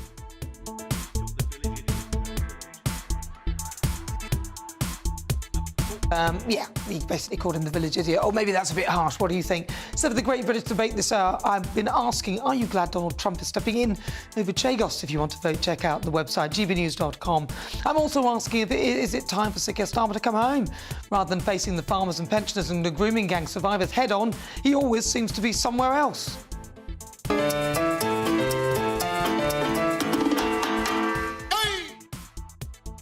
And for the interview, joining me, Christopher Pride, a double amputee who survived being bombed in Afghanistan. He'll be competing in this year's Invictus Games. It's set to be an inspiring interview. And don't miss Reform UK chairman. He'll be joining us live from Washington, D.C. ahead of Donald Trump's inauguration. Stay tuned for that. But first, let's get your latest news headlines with Tatiana Sanchez.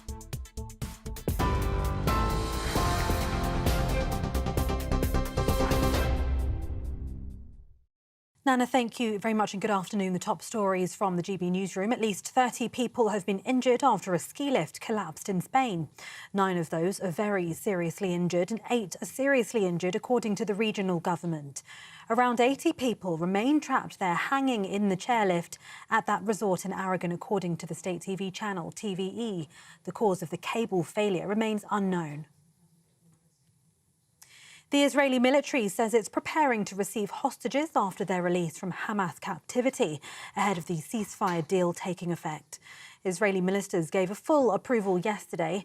After a 6-hour meeting, the decision was made to support the deal at the final moments. In a phased release, the first 3 hostages are to be freed tomorrow, followed by 30 more people over a 6-week period. Women and children, plus older men, will be the first to be released. British hostage Emily Damari is reported to be amongst the first 33 hostages leaving captivity. That's according to the Jewish Chronicle, but there's yet to be confirmation on that. In return, Palestinian detainees will be released and a sharp increase in humanitarian aid. Now, this all comes as the Israeli army says it conducted strikes on 50 terror targets across the Gaza Strip yesterday. Police have warned pro-Palestine protesters to leave Trafalgar Square or face arrest after demonstrators broke through a police line as they marched from a rally in Whitehall. 8 people were arrested earlier during the march in central London. The arrests are for public order offences and for breaching the conditions that have been put in place. The Metropolitan Police has since posted on their X account saying around 20 to 30 more people who breached the conditions are still contained in Trafalgar Square and they're being arrested. Thousands of people are calling on the government to stop arming Israel. The pro-Palestine march had planned to assemble outside the BBC, accusing the corporation of bias. However, because of its proximity to a local synagogue, the Metropolitan Police has restricted that group to Whitehall. 1,000 officers are on duty in the capital monitoring the march. Donald Trump is to review the Chagos deal when he returns to the White House on Monday. The president-elect's team directly intervened in the British government's deal, demanding the delay, according to The Telegraph. Fears over Chinese influence, if the strategically important islands are returned to Mauritius, are fueling the delay. The US has a permanent military base on the East African island. Ahead of Trump's inauguration, GB News spoke to Reform UK leader Nigel Farage. The other thing that's been discussed by everybody is what the hell were you thinking about with the Chagos Islands, Diego Garcia? The honest truth is that our government is getting off to the worst possible start with the incoming Trump administration. And my other worry, if we pivot towards the European Union, that makes getting a trade deal of some kind with Trump's America even more difficult. Meanwhile, 4 days of special events are beginning ahead of Donald Trump's inauguration as US president. Thousands of people are marching in protest as we speak, including women's rights groups. The 47th president's inauguration will be the first to be held indoors since Ronald Reagan's in 1985 due to cold weather. Temperatures are expected to drop to -14 degrees. Now, at least 60 people have been killed and others injured in northern Nigeria today when a petrol tanker truck overturned, spilling petrol that exploded, according to the Federal Road Safety Corps. The accident in the Niger state follows a similar blast in Jigawa state last October that killed 147, one of the worst such tragedies in Africa's most populous nation. And a £20,000 reward is being offered in the search for the parents of 3 babies abandoned in London over 8 years. The 3 children, the third of which, Elsa, was only an hour old when she was found abandoned in a carrier bag a year ago, are siblings.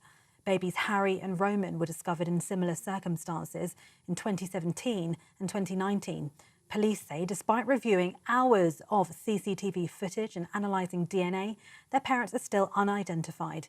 It's believed the mother has lived in the same area of East London for the past 6 years. Those are the latest GB News headlines. For now, more from me in half an hour.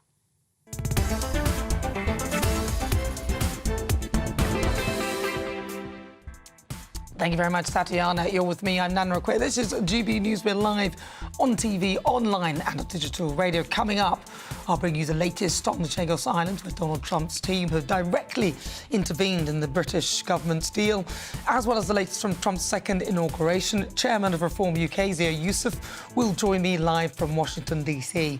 Then, for the Great British Debate this hour, I'm asking, is it time to ban drill rap? Now, drill rapper who killed schoolboy Jimmy Mizzen in 2008 has been recalled to prison after publishing rap music about murdering Jimmy. Is there a place for drill or in our society? Because it is direct incitement, surely, to violence, so why is it still available? And in difficult conversations, I'll be speaking to Christopher Bride, an NHS volunteer responder, St Mary's University PhD student and retired Marine Corps non-commissioned officer who has been hand-picked to take part in the Invictus Games. I have no idea what I just read. I'll have my quickfire quiz towards the end of the show, and as ever, your thoughts, your comments, gbnews.com/your say.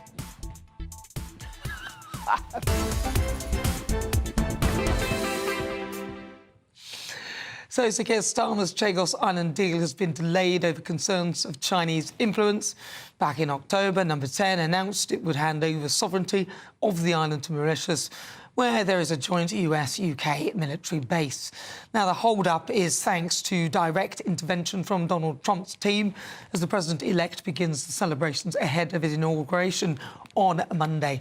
Well, let's discuss that with political commentator Susie Stride, as a broadcaster and columnist Lizzie Cundy.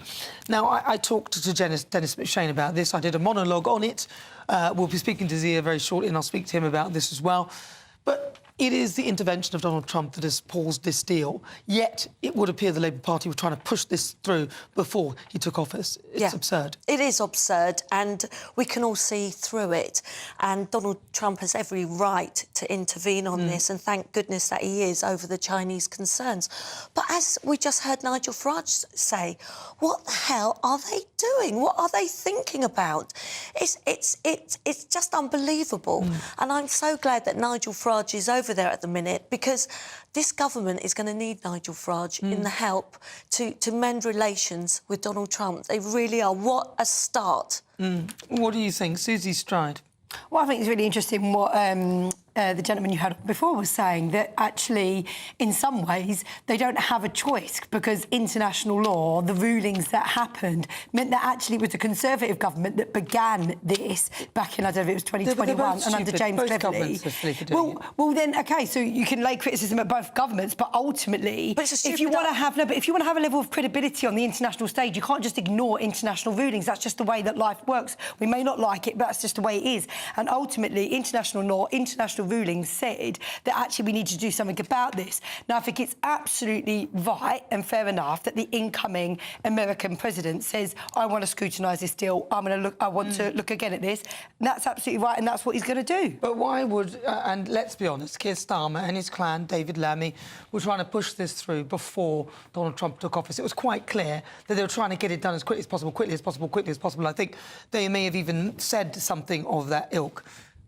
That's not wise. I mean, I don't know if they were trying to push it through, but I think ultimately they were trying to get a deal. Now, look, the facts, it's not a good idea, the facts are, look, these are the facts. We do need to get a deal. We do need to actually adhere to international ruling on this. However, it is right that you get a good deal on this. Why is it right? Because we know it is, we've got an American base there. It's very strategically located. We need to make sure that the deal is good for us economically, and it's good when it comes to international defence, and also good for our partners, America, because that relationship is vital. therefore... I'm going to read this. Madeline's made a good point, actually, because she says, could you please correct the news report today which states that the decision to return the Chagos Islands to Mauritius has been delayed?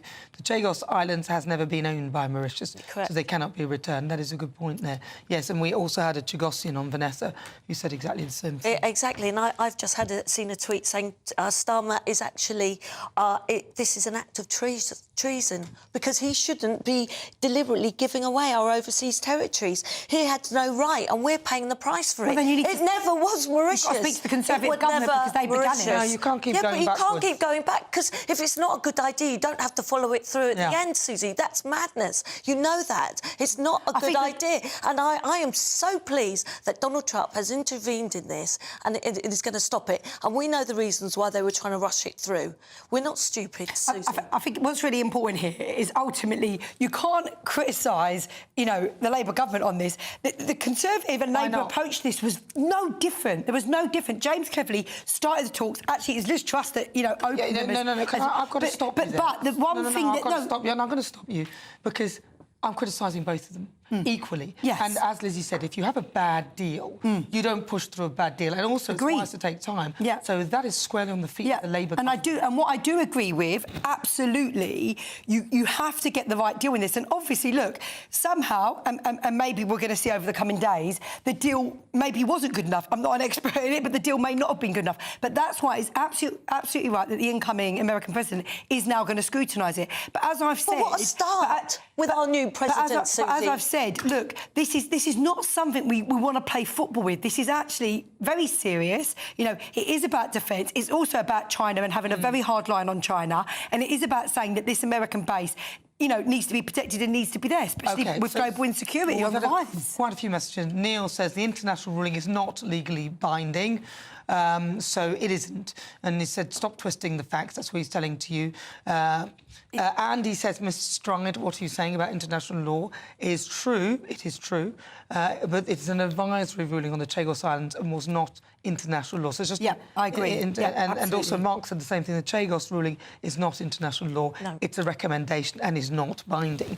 So the point is you don't need to follow something that's ridiculous. Exactly. And if it's a ridiculous idea, you don't follow it through, Susie. And let's get a fact straight here. Mauritius have never owned this islands. They have never, OK? And Keir Starmer has no right in just giving them away, and he rushed it through, trying to rush it through, and thankfully Donald Trump has seen it and stopped it. I think there's two things there, isn't there? Very stupid. We do care, don't we? You know, I know it may sound silly or not, soft power, hard power, whatever you want to call it, but how you are perceived on the international stage is an important thing. So, you know, the viewers are absolutely right. It may not be legally binding, but it's about saying, how does it look if Britain says, oh, we're just going to ignore actually what the international rulings have been. However, what I do agree with is, you know, we do need to have a hard line on China and we need to get a good deal. All right, well, listen, we've got some breaking news now. Israeli Prime Minister Benjamin Netanyahu says that Israel will not proceed with the Gaza ceasefire until it gets hostage lists. And in a statement, he said, we will not move forward with the agreement until we receive the list of hostages who will be released as agreed. Israel will not tolerate violations of the agreement. The sole responsibility lies with Hamas. So I'm going to ask my panel. So we have breaking news right now that Benjamin Netanyahu is not prepared to sign the deal to stop because he wants a list of the hostages. Is that reasonable? Well, I think that today I was listening to many of the family members whose hostages are still there, and they were, like, crying, saying we don't know whether they're alive still, what condition they're in. And I think he's got every right to actually say, I need to know, and have a list. But we all want a ceasefire. We all want this war to end. And it's heartbreaking. And there's so many families there so anxious, beside themselves, hoping and praying their family members are still alive. Because part of the deal is releasing a lot of Palestinian prisoners. Where are they going to go? They'd probably rather stay in Israel, to be fair, because Gaza, there's not much left. But if you are saying that you're going to release prisoners, then it is only fair. Would you not say, Susie? I mean, look, I think all I would say is I just think sometimes, like, what if it was my son or what if it was a family member? I think ultimately we just need to hope and pray that somehow this deal does go through, that they agree what needs to be agreed, so those hostages are released. I just think the whole thing is just, it's so awful, isn't it? And the fact that there was 300, 100 have died, I mean, it must just be just beyond, beyond horrific for people. Do you think that what he's asking is actually an impossible ask? Because it's not organised, is it? It's not like, oh, we've got a list of people here. I should imagine that under the circumstances, it's a very disorganised operation as to which ones are alive, which ones are dead. Do you think that what he's asking, he knows is impossible? I mean, I don't know. What I don't think that Benjamin Netanyahu has been the best person to have in position during this whole time. And I think a lot of Israelis. Why? Because I think sometimes some of the decisions he's made, it's felt like it's been maybe about his leadership, as opposed to saying, let's do what's best for the hostages, let's do what's best for the families. And so, for me, look, my hope, actually, and I'm sorry if this is a controversial thing to say, is that he doesn't remain in leadership. My great hope is that we get those hostages back. We actually have some elections in Israel, and we get someone. But what he's asking for is for the hostages. He wants a list of the hostages because he doesn't want to find that he releases all these Palestinian prisoners, and then in the end there are no hostages. And I actually agree, because every life is precious. You need to know who is still alive, the poor families, what they've gone through. Let's not forget who started this on the 7th of October, this horrific massacre, and all that they did. Hamas are terrorists. That's what they are. 100%. And I think he's got every right to ask this. All right, well, what do you think? gbnews.com/your say. Stay with me. It's just gone 18 minutes, coming up to 18 minutes after 5 o'clock. Next, difficult conversations, and I'll be joined by Christopher Bride, a man whose journey is one of extraordinary resilience and unwavering determination.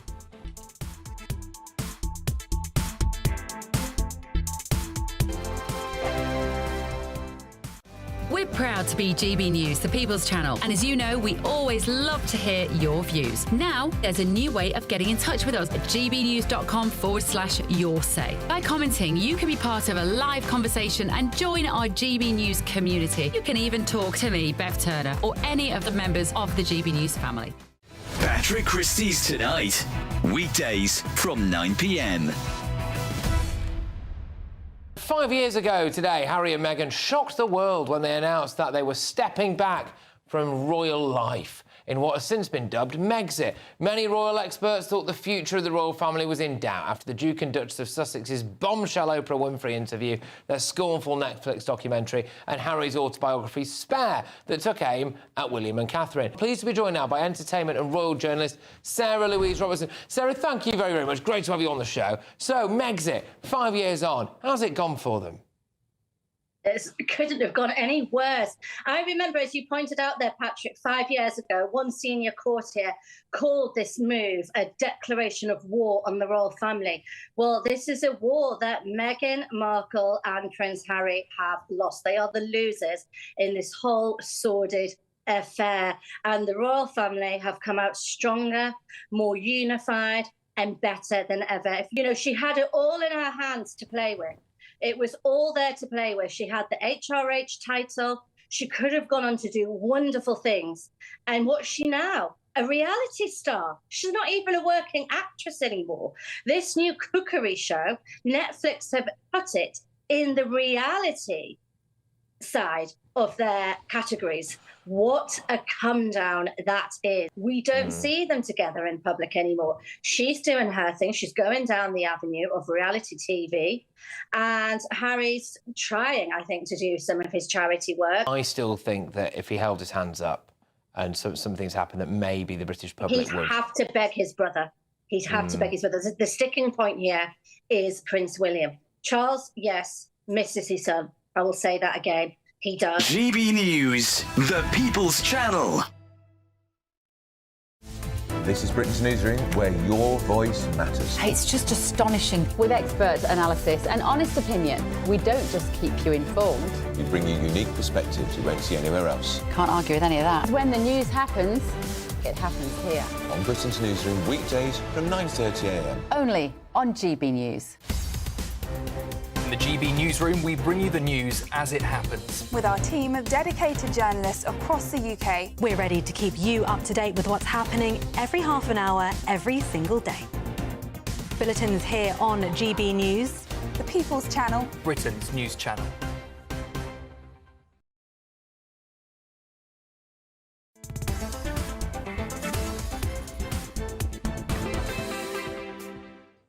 Good afternoon. It's just coming up to 21 minutes after 5 o'clock. If you've just tuned in, where have you been?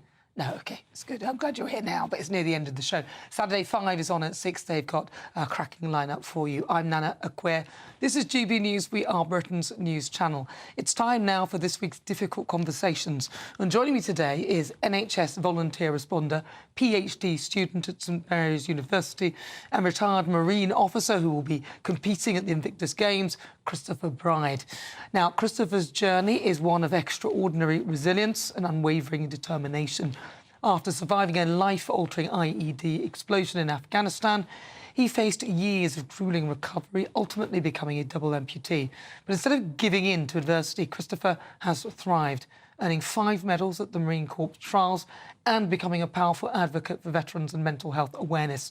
Now, as he trains for the Invictus Games, Christopher is preparing to showcase his incredible strength and skill in adaptive sports, including swimming, rowing, archery and wheelchair rugby. His story is a true testament to the healing power of sport and the unbreakable spirit of the human will. I'm delighted to say that Christopher Bride joins me in the studio now. Christopher, welcome.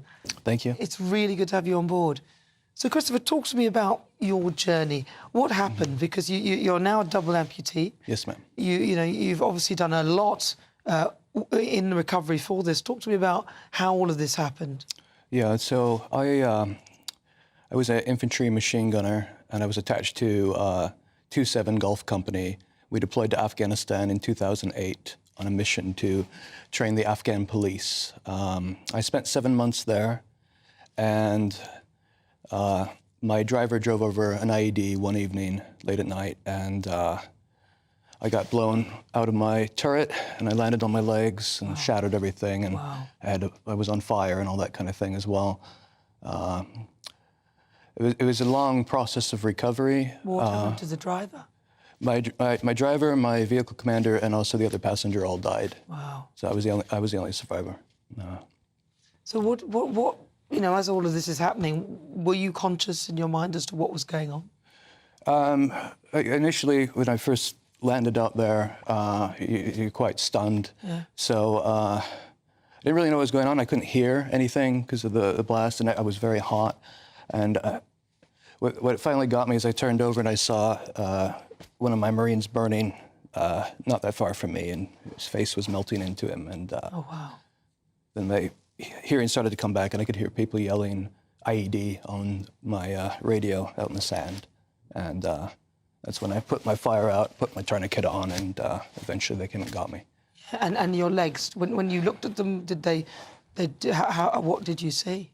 Yeah, so initially I had compound fractures where the bones were sort of sticking out on both sides, and this foot was sort of turned around backwards. Oh, my God. And initially I tried to stand up on them before I realized that, which probably made it much worse, and I heard a horrible cracking sound. Oh. So my left femur was shattered. So, I spent quite a few years, they tried to do limb salvage on me for quite a few years. To try and recover the legs? Yeah, and after 2 years, the left one, it was obvious it was going to fail. And then the right one, it was 2015 when they decided to finally amputate it, which was ultimately the best choice because I've been doing much better on these than I did with the leg braces. Yeah, so what did you do? Were you able to, after you've gone through a bit of recovery, were you able to walk and do things, or were you wheelchair bound? I've spent, for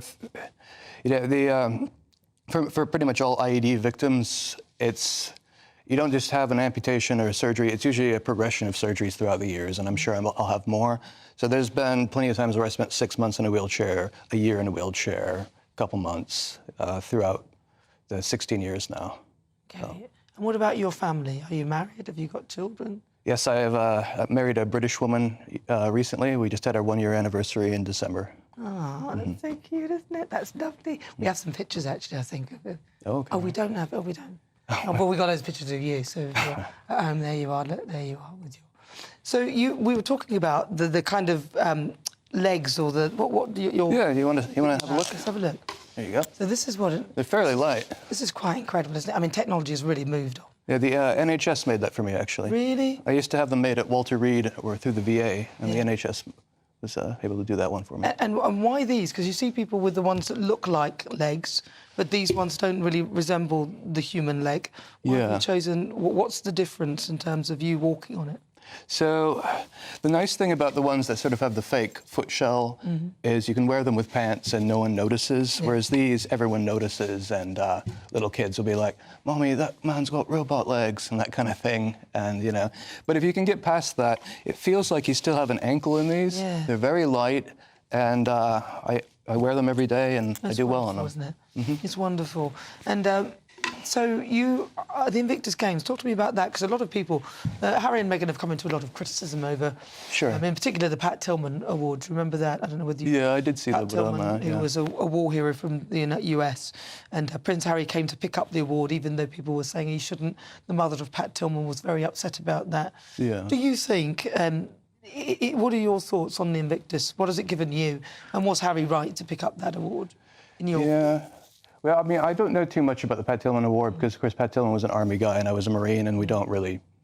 I honestly hadn't really heard of it before, I'll be honest. As far as Prince Harry, when I was in 2008, he had just left Afghanistan, and we flew into Kandahar first, and that's where I first ever heard about him. Growing up in Alaska, you don't really hear about royals. You know, I was homeschooled. I knew there was a king or a queen or something like that. So that's the first time I heard about him, and then we went to Camp Bastion before we pushed out to our final fob. I heard about the things he did, and I always respect that. I understand some people have issues with him, but I will always respect that he was in the field and did that.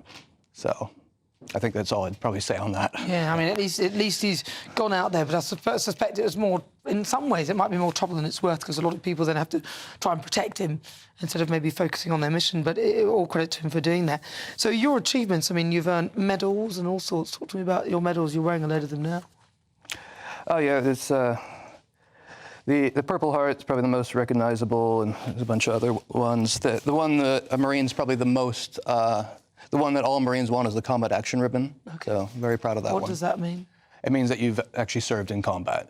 So, you know, only 10% of the U.S. Marine Corps is infantry, and only about 2% of them will ever see combat. So to have that's quite a thing. Yeah, it's quite a thing. And there's a picture of you there. Is this you graduating or picking up some award? Is that... That was my master's degree at St. Mary's. Yeah. So what are you hoping to achieve now? Because you're going to the Invictus Games. What are your plans? What's your sport? What do you do? My one that I'm probably the most confident in is wheelchair rugby. With the help of Kevin Rudd and Sport St. Mary's, we established wheelchair rugby at St. Mary's. We're the first university to ever do that. And I recently joined the Harlequins wheelchair rugby team, and they've been really positive. And I've just been getting a ton of really good experience and training, and just really great people. There's such a good community in that group. Yeah. And you are doing quite incredible things. Actually, you've got a book here as well. Yeah. Now you've written a book. What's this book about? I signed this one for you especially. Oh, thank you very much, Christopher. Yeah. It's Up a Gunner. Yeah. So it is fiction, but it is it's about my experience in Afghanistan. Okay. It's very honest.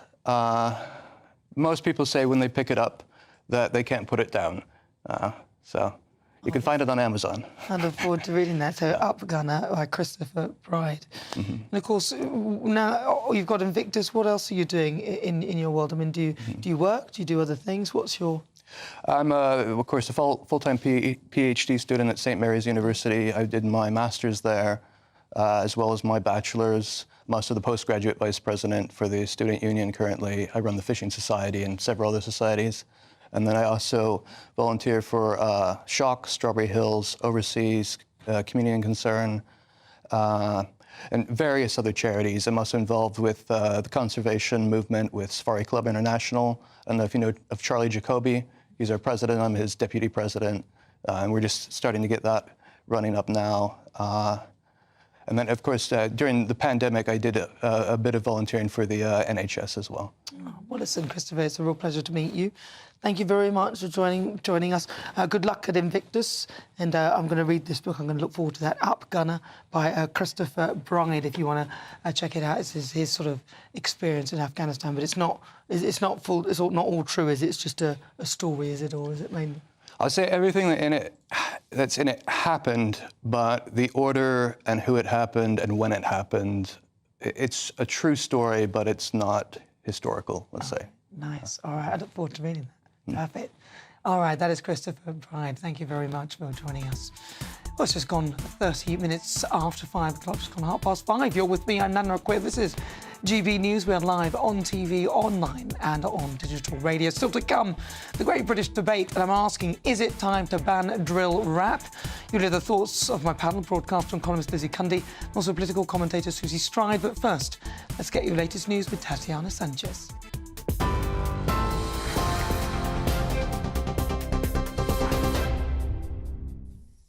Nana, thank you. The top stories. At least 30 people have been injured after a ski lift collapsed in Spain. 9 of those are very seriously injured and 8 are seriously injured, according to the regional government. Around 80 people remain trapped, hanging in the chairlift at the resort in Aragon, according to state TV channel TVE. The cause of the cable failure remains unknown. The Israeli military says it's preparing to receive hostages after their release from Hamas captivity ahead of the ceasefire deal taking effect. Israeli ministers gave a full approval yesterday. After a 6-hour meeting, the decision was made to support the deal at the final moments. In a phased release, the first 3 hostages are to be freed tomorrow, followed by 30 more over a 6-week period. Women and children plus older men will be the first to be released. British hostage Emily Damari is reported to be amongst the first 33 hostages leaving captivity, according to the Jewish Chronicle. In return, Palestinian detainees will be released and a sharp increase in humanitarian aid.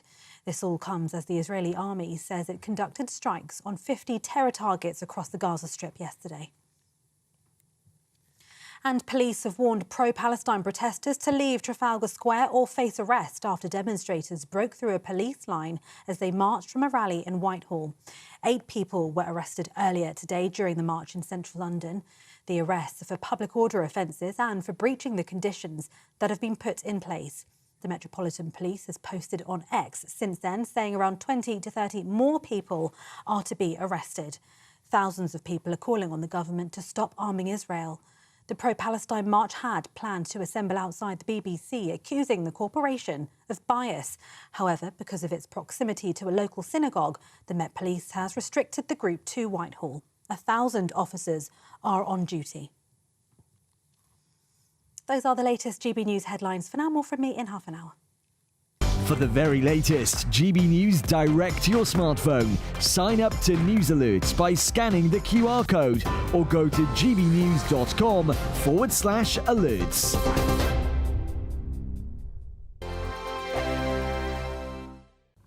Hello, welcome to your GB News weather update from the Met Office. A cold and cloudy picture in the south. We will see some brighter spells through today, but milder in the north. Having a look at the bigger picture then, we have this area of higher pressure extending across the south of the UK. Bit more of a breeze further towards the north and west, with a weather front just lingering out towards the west. So through the rest of the afternoon and evening time, we hold on to this blanket of clouds, so murky conditions across much of England and Wales. That cloud will continue to push its way further towards the north. We may see some breaks, and when we see any lengthy clear skies, that's where we'll see a touch of frost developing and perhaps some fog patches. Clearer skies, though, across north and eastern parts of Scotland, and here the winds will gradually ease as we go through this evening and overnight.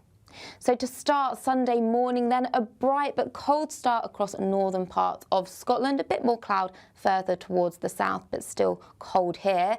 Mild across Northern Ireland to start the day, 7 or 8 degrees. But where we see any clear skies to start, we may see a touch of frost in places.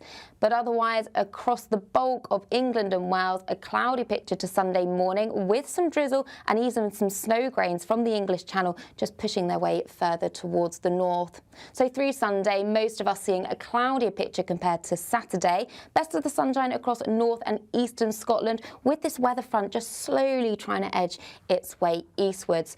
But for all of us, it is going to be a cold day, especially under this persistent cloud. Temperatures struggling here at only around 2 or 3 degrees. And as we go through Sunday evening, this weather system further towards the west will continue to push its way eastwards, so some rain and drizzle at times across Northern Ireland and the Western Isles. And then into next week, while spot the difference, a lot of cloud, patchy rain and drizzle at times, highs of up to 8 degrees. Bye-bye.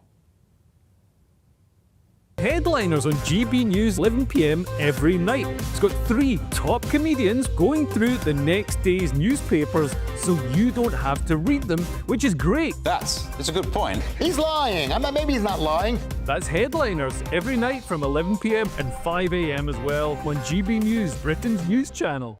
If you want your news to be straight talking, This is a nightmare for the Conservatives again. down to earth, It's not just Nottingham where this is happening, is it? and most importantly, honest, Hard-working, middle-class taxpayers, they'll get their book thrown at them. then catch me, Martin Daubney, Monday to Friday, 3 till 6 p.m. on GB News, Britain's news channel. I'm Christopher Hope. From pop stars to politicians, I'll interview anybody in a pub who's got a political opinion. Join me every Friday on Spotify, Apple Podcasts, YouTube or gbnews.com, or wherever you get your podcasts. This is GB News, the People's Channel.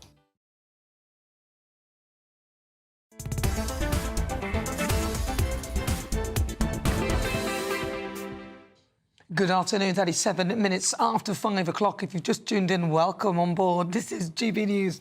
We are Britain's news channel. I'm Nana Akua. Now, in the UK, it's time for the Great British Debate this hour, and I'm asking, is it time to ban drill rap?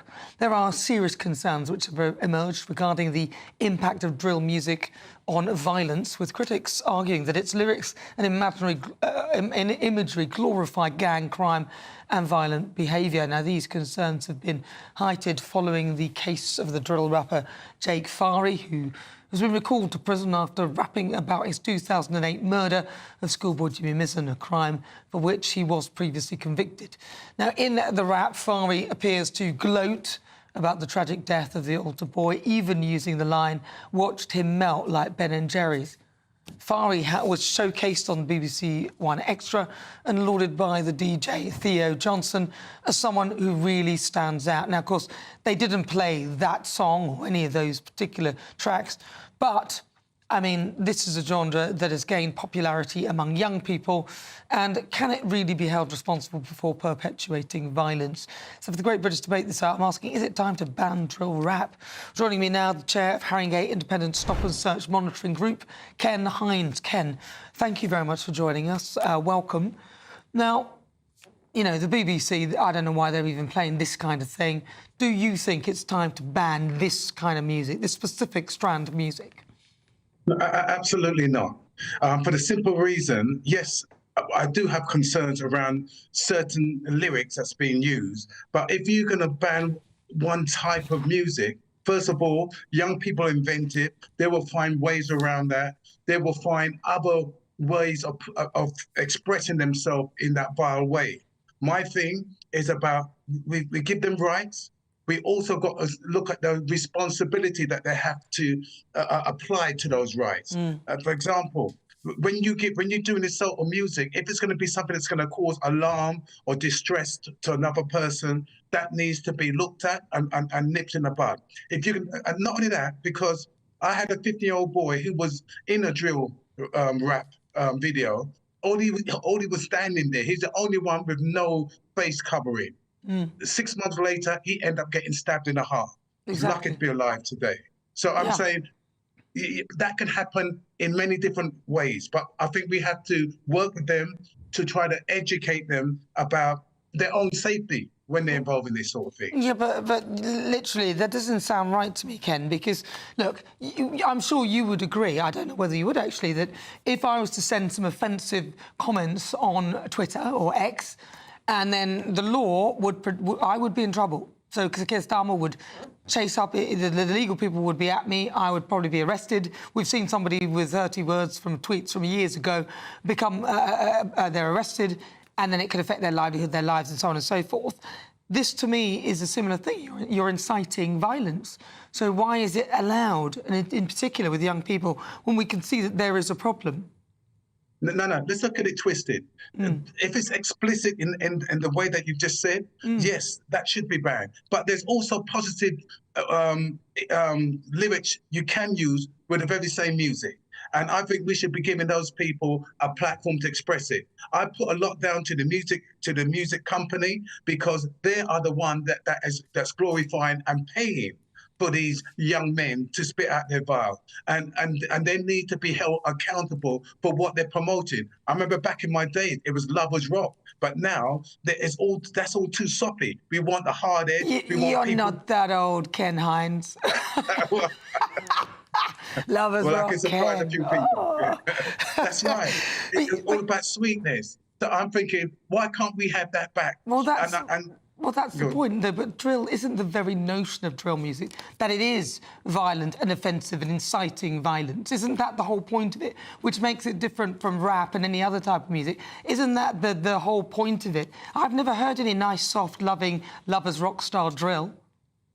No, but what I've also heard. But no, what I have heard is young men who's turned their life around, gone into the church, and they're producing positive rap in that space. And I can't see, as I said, if people are being paid lots of money, given contracts to go out there and to produce such vile music, who's responsible for it?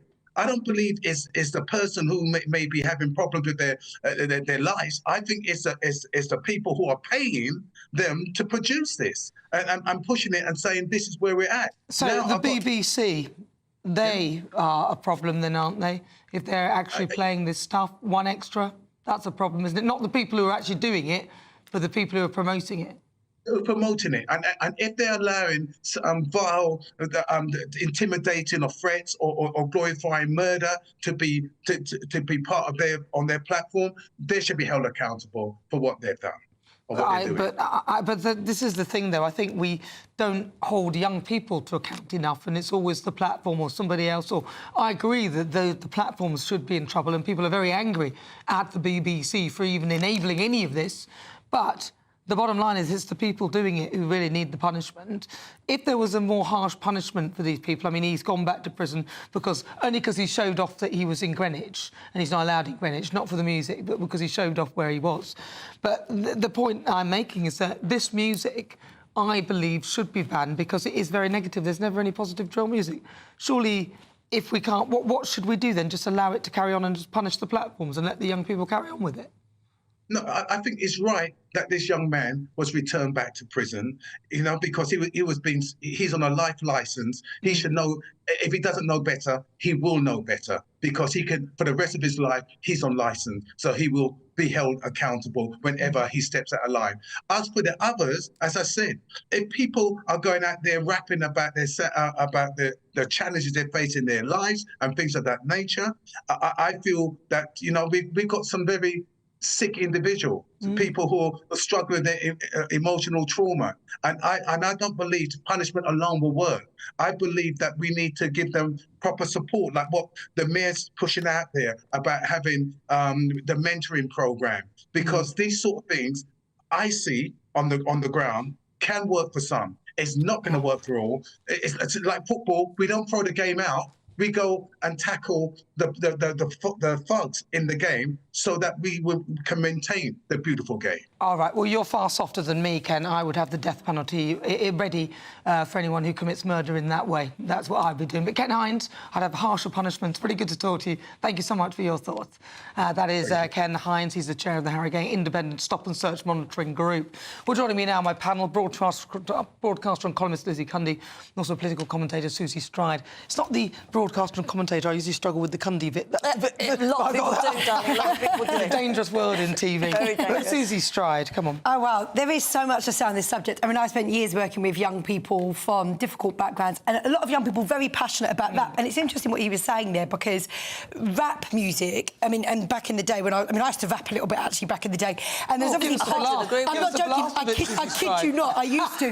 And the fact is, do you know what we used to put? We used to actually say to them, I'm not going to bust it out now, but what we used to say to them is, no negative bars in the studio. If you're going to do negative bars, I went in once and I just cut them off straight away. Have something? You must have. No, I can't. Come on. I genuinely I'm Susie, sorry. You just said it. You've got to do it. I'm sorry. I've got no. But maybe another time. We'll give you an extra point in the quiz if you're losing. If you do. Okay. No, you will not. Maybe. But the point to say here is this. Look, you know, this is a very concerning story. It's absolutely right. This kid gets locked up, but.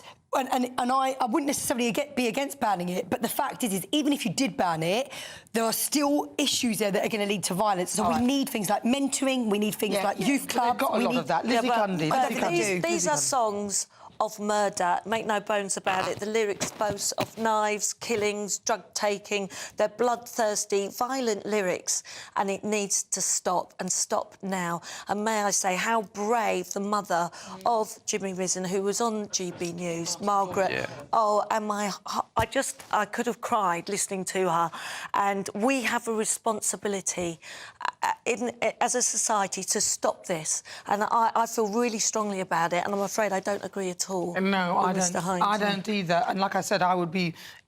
these people are scared of dying because a lot of them are carrying knives, so they're using it for their own protection, which is why I think a lot of the young people would be frightened if there was a notion of any sort of death penalty. I think that, you know, where you have murdered somebody in cold blood, you know, I'm afraid, and everyone knows it's definitely you, I'm afraid, in my view, I would have that back, because you go to those countries where there's harsh punishments and you find the crime is pretty low. You've got to have those underlying things as well, like mental health you've got to have all that. etc. But listen, I've got to read this statement. The BBC have refused to comment on whether they would apologise to Jimmy Misen's mother, Margaret, but have said this about Jake Fahy.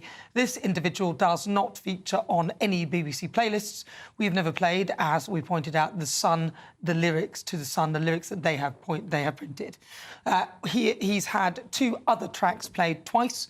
One Extra has no further plans to play his music. We were not aware of his background, and we in no way condone his actions. Well, stay with us. Coming up, the Quickfire quiz. I'm going to test the panel on some of the other stories that have hit the headlines this week. But first, if you're in search of some winter sun, here are some lovely places you could go around Europe.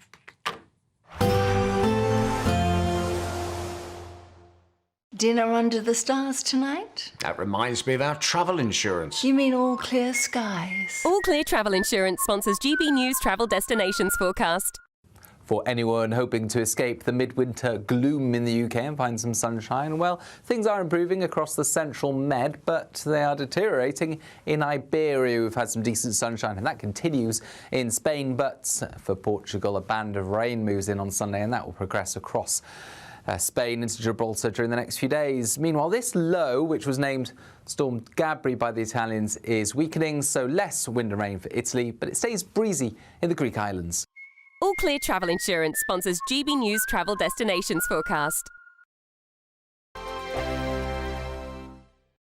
It's Patrick Christie's Tonight, and here we do things differently. It's explaining the absolute madness of this, doesn't it? It's explosive. I mean, this is very good. It's lively. 850. Your government sat there, Sean, and it did nothing. It's controversial. And the Middle East has been in turmoil since before I was born. It's everything you need to kickstart your evening. Everyone's had their Weetabix tonight. I love to see it. That's Patrick Christie's Tonight, weeknights from 9 p.m.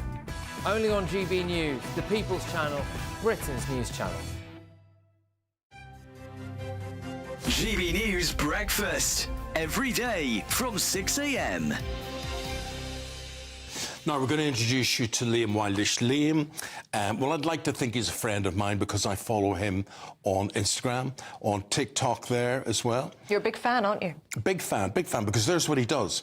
He's a cleaner. He cleans signs. But the thing is, he's not employed by councils or whatever. He does this voluntarily. And you sort of think to yourself, well, who cleans these signs? Why have these signs been allowed to get into this terrible state of disrepair and filthiness? So basically, long story short, about 6 years ago, I used to be a window cleaner. In the community where I lived, I noticed all of the road signs were filthy, and I was perfectly equipped to clean them. So basically, I cleaned the road signs as a bit of a thank you to the community and sort of make a little bit of awareness in my window cleaning business at the time. Yeah. Sort of cleans up the area, makes the road safer, and that's kind of how that started. And people found it like a really satisfying sort of approach. So that sort of led on to today of videoing cleaning the dirty road signs and making sort of satisfying content with it as well. What is the equipment? What have we got here? So this is a water-fed pole system connected to a backpack, which is what feeds the water through the end of the brush there. It's perfectly equipped to basically remove this green dirty, it's like a mildew build-up that you get on the signs. Yeah. As you can see, this is like extremely effective at removing so. So GB News viewers, if they spot a particularly grisly sign in their area, then they can get in touch. They can do, yeah. And Liam Wilder's the sign guy can sort you out. If you find Liam the sign guy online, drop me a message, let me know, and I'll add you to my list of places. GB News, the People's Channel.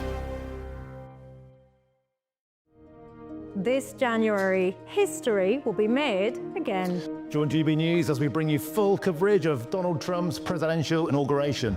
From the swearing-in ceremony to the celebrations, we'll be there to capture every moment that shapes the next chapter of world politics. The best guests, live updates and unparalleled insight as Donald Trump becomes the 47th President of the United States. The inauguration Monday from 3 p.m. on GB News, the People's Channel, Britain's news channel.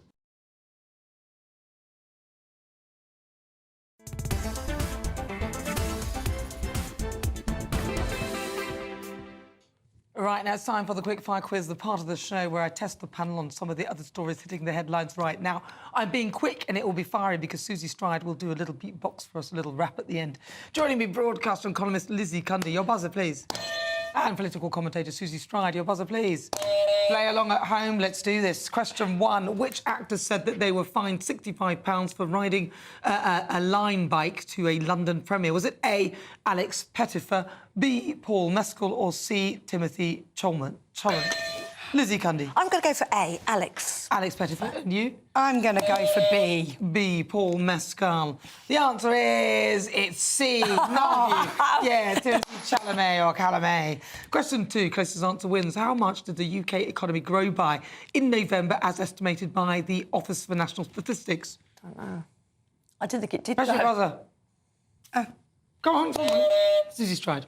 0.5. Lizzie Cundy. 0.1. 0.1, the answer is 0.1. It was 0.1. Why didn't you say it? Why did I not say it? Tough. Question 3, Darn. open question. Just Stop Oil supporters spray-painted 1.5 is dead on whose grave? Oh. Whose grave? Come on, somebody's grave. Come on, push your buzzer. Somebody. Lizzie Cundy. I don't know. I need... Push your buzzer and just say you don't know. I've got to move on. I don't know. I'm sorry. We may need to move on. All right, let's move on. Margaret Thatcher. Charles Darwin. Charles Darwin. Ah, how interesting. All right, question 4. How much money did retailer Poundland lose in stock due to shoplifters? Was it 40 million, 70 million or 1 million? Lizzie Cundy. 40 million. I'm going to say B. It's B, 70 million. Yes! Say what it is. It's 40 million. Oh! And finally, yes or no, the Cultural Secretary revealed that they had put a lot of hours into playing the Nintendo game Super Mario Party. She knows. Yes. Yes. Susie Stride? I'm going to say yes too. You should say no. You should have said no. She said yes to say no. There's a chance. The answer is no. I've won. She just made it look herself look confident. Lisa Nandy revealed she had put a lot of hours into playing the Nintendo game. Now, in the Great British Debate this hour, I've asked, are you glad Donald Trump is stepping in over Chagos? 96% of you say yes. Susie Stride, a rap, please. OK, I'm going to try, and I hope no one else is watching, but they probably are. OK. From E1 to E4 into E3, yeah, everyone's spitting as if they don't care. Spitting lyrics about violence, your mate gets stabbed, and then the silence. But don't you see the lyrics that you say affect what happens the next day? That's all I've got. Ah, yes, Susie Stride. It was terrible. Thank It's 20 years old, okay? So much for panel political commentator Susie Stride and also broadcaster columnist Lizzie Cundy for joining me. And a huge thank you to you at home, as ever, for your company. Much appreciated. I look forward to seeing you tomorrow, 3 o'clock, same time, same place. I'll leave you with the weather. Up next, it's the Saturday 5.